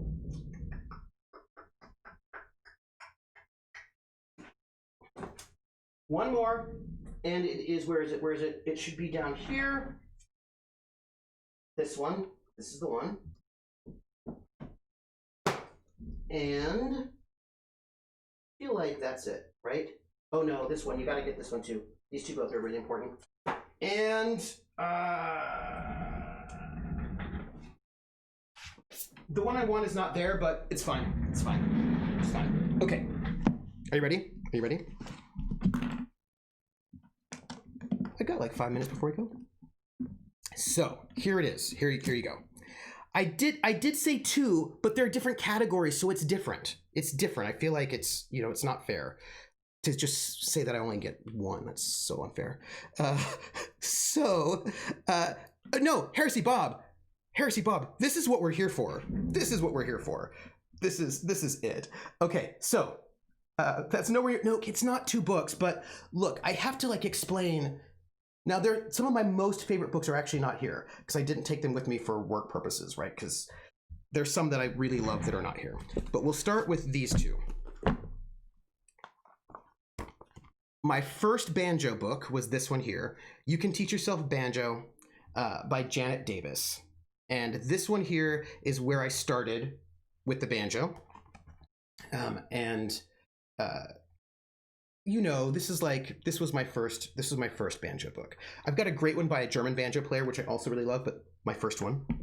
But then you also must have the classic Earl Scruggs and the 5-string banjo, which is a classic because Earl Scruggs basically developed that particular style. And this one is very influential, very important.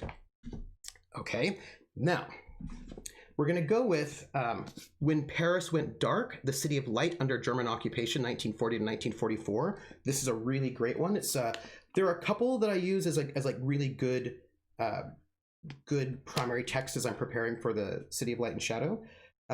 Look, check it out. There's like a photograph right there of Drancy, the camp. So this is a good one, actually. And it's got a really good timeline up front. So this is a good one. My favorite book, though, is not one that I brought with me because I don't know what I was thinking. It's called Women in War by Shelley Saywell. It's fine. Women in War by Shelley Saywell, and it's a collection of interviews with women who fought during wars. It is, however, not so there's like 5 World War II chapters, I think, that start it. So there's like a French resistance one, an Italian resistance one. So they do France, Italy, Russia, the UK, and the Warsaw Uprising, I think. So those are 5 chapters where they interviewed women who fought in war like during World War II in each of those countries. Those are the first 5 chapters, and then I think after that, I think they do Korea, the Korean War. They have a chapter on the Korean War. I believe that they have a chapter on the conflict in French Indochina, a chapter on Vietnam, and then a chapter on El Salvador. Yeah, so I think it's like 9 chapters, but like it's just all first-person interviews with women who fought in war, and they're amazing. That was a very influential one. I love that book, and I did not bring it with me. The next one I will give you on the same sort of sense is Dance with Death, Soviet Airwoman in World War II, which I used to get all the quotes that I quoted at the beginning of Night Witches. So this is all like interviews with women who fought, who were airwomen, right, in World War II. Amazing. But not just the Night Witches. Only like 1 chapter is on the Night Witches. It's got actually all of the regiments, so that's pretty amazing. And then I've got 4 more books for you. This one is really good, although it's not my favorite in this genre. The most influential and most favorite for me in this particular genre, and that genre is scholarly books on banjos, is a song called That Half Barbaric Twang, The History of the Banjo in America. And it is an amazing book. I love that book. It's like one of the books that got me into academia. It's really, really good. And it looks at the ways in which the banjo has been used in the American imagination, you know, for the last, like it starts with the minstrel banjo, and then it goes to the classic banjo, the bluegrass banjo, and the folk banjo. I think it's like 4 chapters. It's a really, really good book. I love that book. So your favorite academic books are gaming books. Yeah, you know. I saw a book about German refugees in Denmark. Oh, that seems really interesting. So this one here is really good. This one is called, so this is like the banjo book. I don't know why I don't have that. I really don't know why I don't have that book with me, because whatever. I'm not technically working on the banjo while I'm here this year, but I brought stuff just in case. Anyway, this one here is called African Banjo Echoes in the Appalachia, a study of folk traditions. So this is a really great book. It's from the 70s. It's really important. This is by Cecilia Conway, and she was one of the first people who really did work on Black banjo traditions, because the banjo, if you do not know, comes from Africa. It's an African American instrument originally. People don't know that nowadays, but it is true. And I don't know if you also know this, but the Appalachia was like 29% Black before the 1920s. because for many reasons. But the Appalachia had a lot of black people in it. Also a lot of Irish indentured servants, because it's a coal mining, right? And so it was also stops in the Underground Railroad were up that way. And so anyway, there was just like basically there were a lot of black people in the deep hills and the hollers in the deep mountains.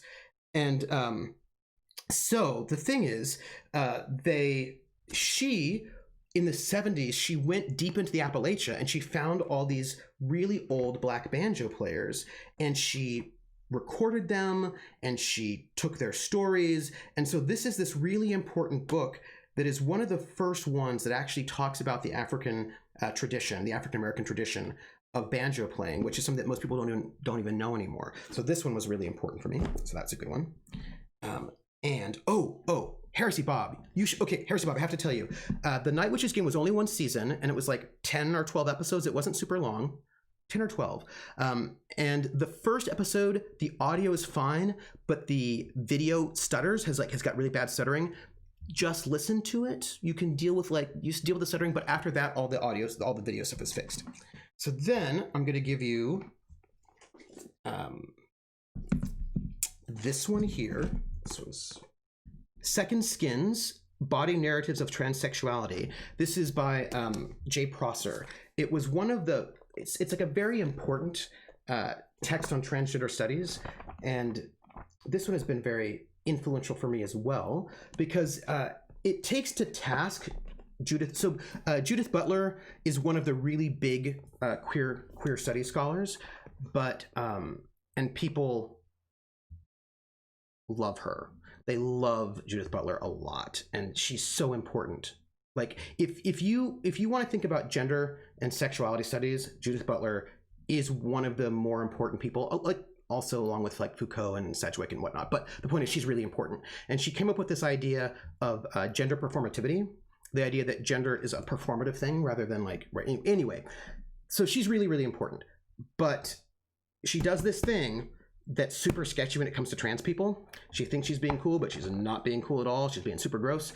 And he calls her out on it in a way that's like really, really smart and really cool. So this was always really influential and important to me. But when it comes to trans studies, the one that I think is my current, you can tell by all the flags, my current favorite and also really important to me is this one here by Julia Serrano. It's called Whipping Girl, a transsexual woman on sexism and the scapegoating of femininity. This one's really, really good. It talks a lot about the ways in which our society denigrates femininity, no matter who has it, and the ways in which we do not treat feminine people well. And also talks about the ways in which we valorize well, she coins this term, which has been very important to me, and which I'm actually needing to write about for this paper that I'm giving on Thursday that has to be 40 minutes long. So I have to write this paper now soon. Ooh, so my pages are a little messed up. She talks about what she calls subversivism. And subversivism, it's a very important concept for me. She says that a lot of times in queer communities, but not only, also sort of activist communities, we'll just say loud Twitter, you know them. And actually, this also happens with RPGs. Also happens with RPGs, my friends. You will see it. So she talks about subversivism, which is where we decide that things that seem subversive are better than things that don't seem subversive, right? So that we value loud Twitter's a thing for sure. Oh yeah, we value things that read subversive, and if they read subversive to us, we think they're better than things that don't read subversive. But what is and what isn't subversive is kind of aesthetic. So, for example, we don't think that femininity is subversive for the most part, and so if you are traditionally feminine, we think that you are conservative and therefore not good. But if you are like Mohawk, then like you're good, right? Punk rock is better than pop. Indie games are better than D&D. So these ideas that and angry things are better than happy things, and rough things are better than smooth things, right? So we sort of have this idea of this thing being subversive or this thing not being subversive, and if we think it's subversive, we think it's better than the thing that's not. And so she talks about that a lot, and she talks about the ways in which we then use that to basically attack people that we think are not subversive enough, whether or not they are subversive, right? But that one was a good one. Yeah, subversivism, Rick and Morty, yeah, right. So like like, part of the point is that just because you look subversive doesn't mean that you are, and just because you don't look subversive doesn't mean that you aren't, and also it's still a hierarchy. Like, you're still creating an oppressive hierarchy, so that's not great. There are things that people feel, yeah, that's right, they feel subversive, but it's not, but that's not the same.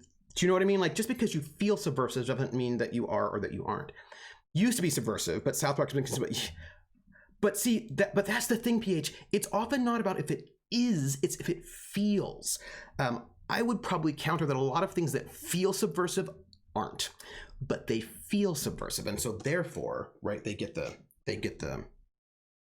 and that actually, by the way, that's what the paper that I have to write. I have to write a paper. I have to write a paper because I'm giving a talk in public on Thursday, and they would like it ahead of time. So I need to get this done real fast. It's about, yeah, right. But since it's so mainstream now, it doesn't feel like that anymore. But for some people, it still does, though, because, like, it's so edgy. I'm just telling you, PH, there's some people who really feel like, oh, yeah, I listen to South Park. I'm an outsider. And I was like, oh, all right. It's fine. So my paper, actually, that I have to write is about there's a drag queen, Courtney Act, and my paper is about Courtney Act, and about how much people hate her. Like, there are a lot of people who really hated her, who thought that she was like, oh, we hate her. She's so boring, right? And so, like, why? She's a drag queen. She's gender fluid. She sings. She's political. She does all these things that you would think that people would like in that crowd. But she's really pretty. She's really feminine. She's white. Her activism involves being a vegan. So her activism doesn't seem rebellious and cool because she's too pretty, because she's too normative looking, and she is gender fluid, but not in a cool, subversive, hip punk rock kind of a way. So it's about the ways in which here's this person who does all the things that you say that you want, right? That she's non-binary, she does politics, she does all those things, but the way that she does them doesn't seem messy or angry, and so then people don't like her. So it's about the ways in which she does all the things that you say that you want, but she doesn't do them in the style that you want, so therefore she gets all this online hate. So that's what the paper's about. So last book, though. By the way, me telling you what I was writing about is just helping me with my paper, which I have to write. So, like, you are technically helping me right there. So the last book, which you got to see Courtney in P-Town? I'm so jealous of you, Heresy Bob. Heresy Bob, I am jealous. I am jealous of you right now. You don't even know. But RuPaul says you can't be gender fluid. Yeah, RuPaul says a whole bunch of things. Last book. There are a couple others, but they're not here. This one here is called The Image of Man, and it's by George Mosse, and it's The Creation of Modern Masculinity. If you are interested in masculinity studies at all, I recommend this book. It is so good. This book is so good. I love this book. It's so great. It is really, really good. And it's about modern masculinity, the masculinity that we have right now that we think is normal, that we think is like, oh, this is what it means to be masculine, is not old. Like, it's fairly recent. It's rise of middle class, rise of capitalism. It's basically right from that time period. Before then, we didn't have the same sort of notion of masculinity.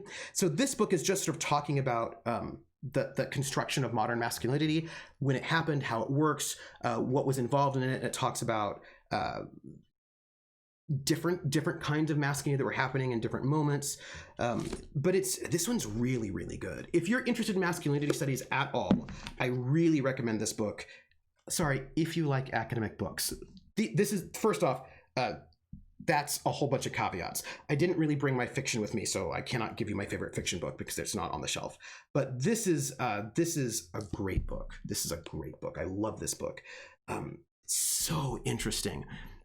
Hey, I'm Bara Garwin.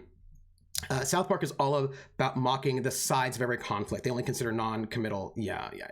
Who died and made RuPaul the King of Queens? Klaus Nomi? Actually, RuPaul just did it. RuPaul's just like, I'm the King of Queens. RuPaul just decided. It's like, that's me. People really need to stop screaming things that trigger the talents and stream of despair. So look, seriously, I cannot recommend this book highly enough. If you're interested in the history of masculinity as a constructed thing, which You should be.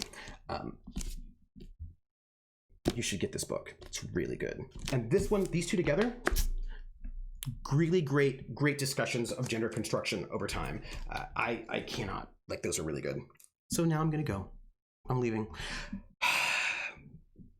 But now I want to tell you about, like, my favorite fiction books, which are not on those bookshelves. There are things I want to talk to you about now, but I can't do it. That's it. Oh, Heresy Bob, much love, much love. So I'm going right now. Before I leave, I'm just going to say it out loud, so I put it out into the universe. When I leave you right now, because I'm just going to say it so that I have pressure to do it. When I get off of the stream with you, I am going to immediately get some more orange juice. But then I'm going to come in and I'm going to finish a bunch of grading. I'm going to spend 2 hours grading. So it's going to be like 4. So I'm going to spend about 2 hours grading. I'm going to finish this grading. That's the first thing I'm going to do. And then I'm going to do some email. So I want you to know, we're just putting it out there. I'm going to finish this grading and then I'm going to do some work email. That's what I have to do before game today. And then I'm going to work on this paper probably after game tonight. So that's it. That's my goal. So that said, I want to thank you for being on the stream, and I'm going to lean on my books. Thank you for being here. You have been amazing. Where can you find me? The name game. Come on, everybody. I say now let's play a game. I bet you I can make a rhyme out of anybody's name. The first letter of the name, I treat it like it wasn't there. And then a B or an F, or an M will appear. And then I say bo at a B, then I say the name, then banana, fanner, and foe. Then I say the name again with an F, very plain. Then a fee, fi, and a mo. And then I say the name again with an M this time, and there isn't any name that I can't rhyme. Heresy Bob, Heresy Bob, Heresy Bob, Bo Bersy Bob, Banana Fan, so fo, Pharisee Bob, Fee Fi, Mo Mercy Bob. Heresy Bob. Thank you for that sub, Heresy Bob. Welcome into the foxhole. Thank you. Yes. So here's if I would ever leave you, chat. So here's what's up. We have a Discord. Was just linked. You should join us in the Discord, Heresy Bob. We're awesome. So you can find me on Discord. Have a Discord. You can find me at Twitter at Academic Foxhole. You can find me here. You can find me on YouTube at Trooper SJP. Here, Twitter. Here, Twitch is Trooper SJP. By the way, I am in the process of uploading last night's City of Light and Shadow to YouTube. It's going to take a long time because I'm uploading the hard copy version that I have, which doesn't have any setters at the end, because the very last hour had Twitch was having some troubles, which we've had no troubles at all with Twitch today. So, and I only had troubles with Twitch last night in the last hour, so I think it might have been Twitch. Nonetheless, I'm in the process of uploading the good version. So if you want to watch last night's episode without any stutters at the very end, you can watch it on YouTube. So, and then I also have a Patreon, which is at Academic Foxhole, and that is to support the RPGs on my channel. So that's that. You can find me if you want to subscribe or follow. You can do that too. It's up to you. If you want to find me, you can find me tonight, 8 p.m. Eastern at Praxagora the Semaphorius channel. I'm in a show called The Regiment, which is a Napoleonic game, and I am I'm a soldier who is really good at tactics and not good at people things, and is now an officer. And then you can find me on, and by the way, I have to tell you this because my schedule's a little bit different next week. I'll put the calendar up. But next Monday at 3 p.m., you will find me as normal over at Encounter Roleplay for the North, which is a Game of Thrones game where I play a Dornish maester. You can find me on Tuesday at 8 p.m. over at LFM_network for the second half of my guest shot on Degrees of Madness, which is a sort of a comedic pulp Cthulhu game. Wednesday, I don't think I have a thing. Thursday, I am giving my talk, and then I'm going to be showing up so I'm not going to be streaming on my channel on Thursday because I'm giving a talk, and immediately when I finish my talk, I'm going to have to jump over to Little Red Dot's channel, where I will be playing Nova Overlight. It's a recap of it's like a 3-shot, so 4-shot. It's a 4-shot of a sort of follow-up epilogue of a campaign I did earlier, where I played this really cute tomboy, and who's like 15-ish, and 14. And so that'll be at 7 p.m. over at Little Red Dots. My regular stream will not happen on that Thursday. And then Friday, Regina had a lot she wanted to do. I will be hosting. It starts at 7. I don't know how long we're going. If we go past, CR starts at 10, so I may be able to host. I will get the host up. And I think there is one other thing that I need to tell you that is important. In English, we call them tomboys, is what we call them, Ice Bunny.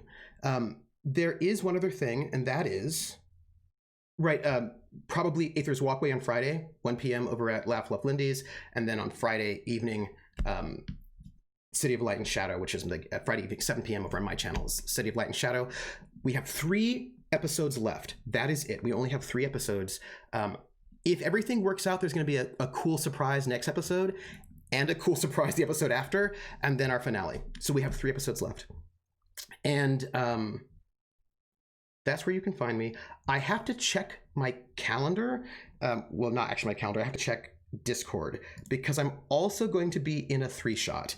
One more 3-shot is coming up, and that 3-shot is going to be A Good Society. We promised... I think it might also be next week, on a Saturday. Yes, it is. So next week, Saturday. Yeah, next Saturday, I'm going to have to do my Saturday stream a little bit shorter, because I'll be in a 3-shot of A Good Society where I'll be reprising my fabulously sort of Oscar Wilde fop, Cuthbert Ashby, over on Table Story for 3 Saturdays in a row. So that's my schedule for next week. That is it. Yeah. Tomboy's all one word, has nothing to do with the pronouns. Correct. That is correct. It's just like a type that was popular. So that's it. That's me. That's where you can find me, and I'll have a good updated calendar up on the channel. I gotta go. I've got some grading to do, and I'm going to I don't know, eat something. You all are wonderful. Thank you for being here. And Regina did have a lot she wanted to do. She's like, I've got things on. I was like, okay, I'm ready for you. I'm here for you. And we're going to see how it all goes, everybody, because I'm going to tell you, there are going to be consequences for what happened, and I don't know how it's all going to work out, but there's stuff that's going to happen. That's all I'm saying. Yeah, that's it. Okay, I'm going. That's it. I'm out of here. Goodbye, everybody. Thanks for being you. And I will, I'm going to just do a raid. Look, I know that Krell's going to yell at me about it, but we're just going to do a raid. And we're going to just raid. That's it. We're just going to raid somebody. If there's somebody who's cool, who's open. That's it. But I don't know. Is there anybody who's cool, who's open? I'm going.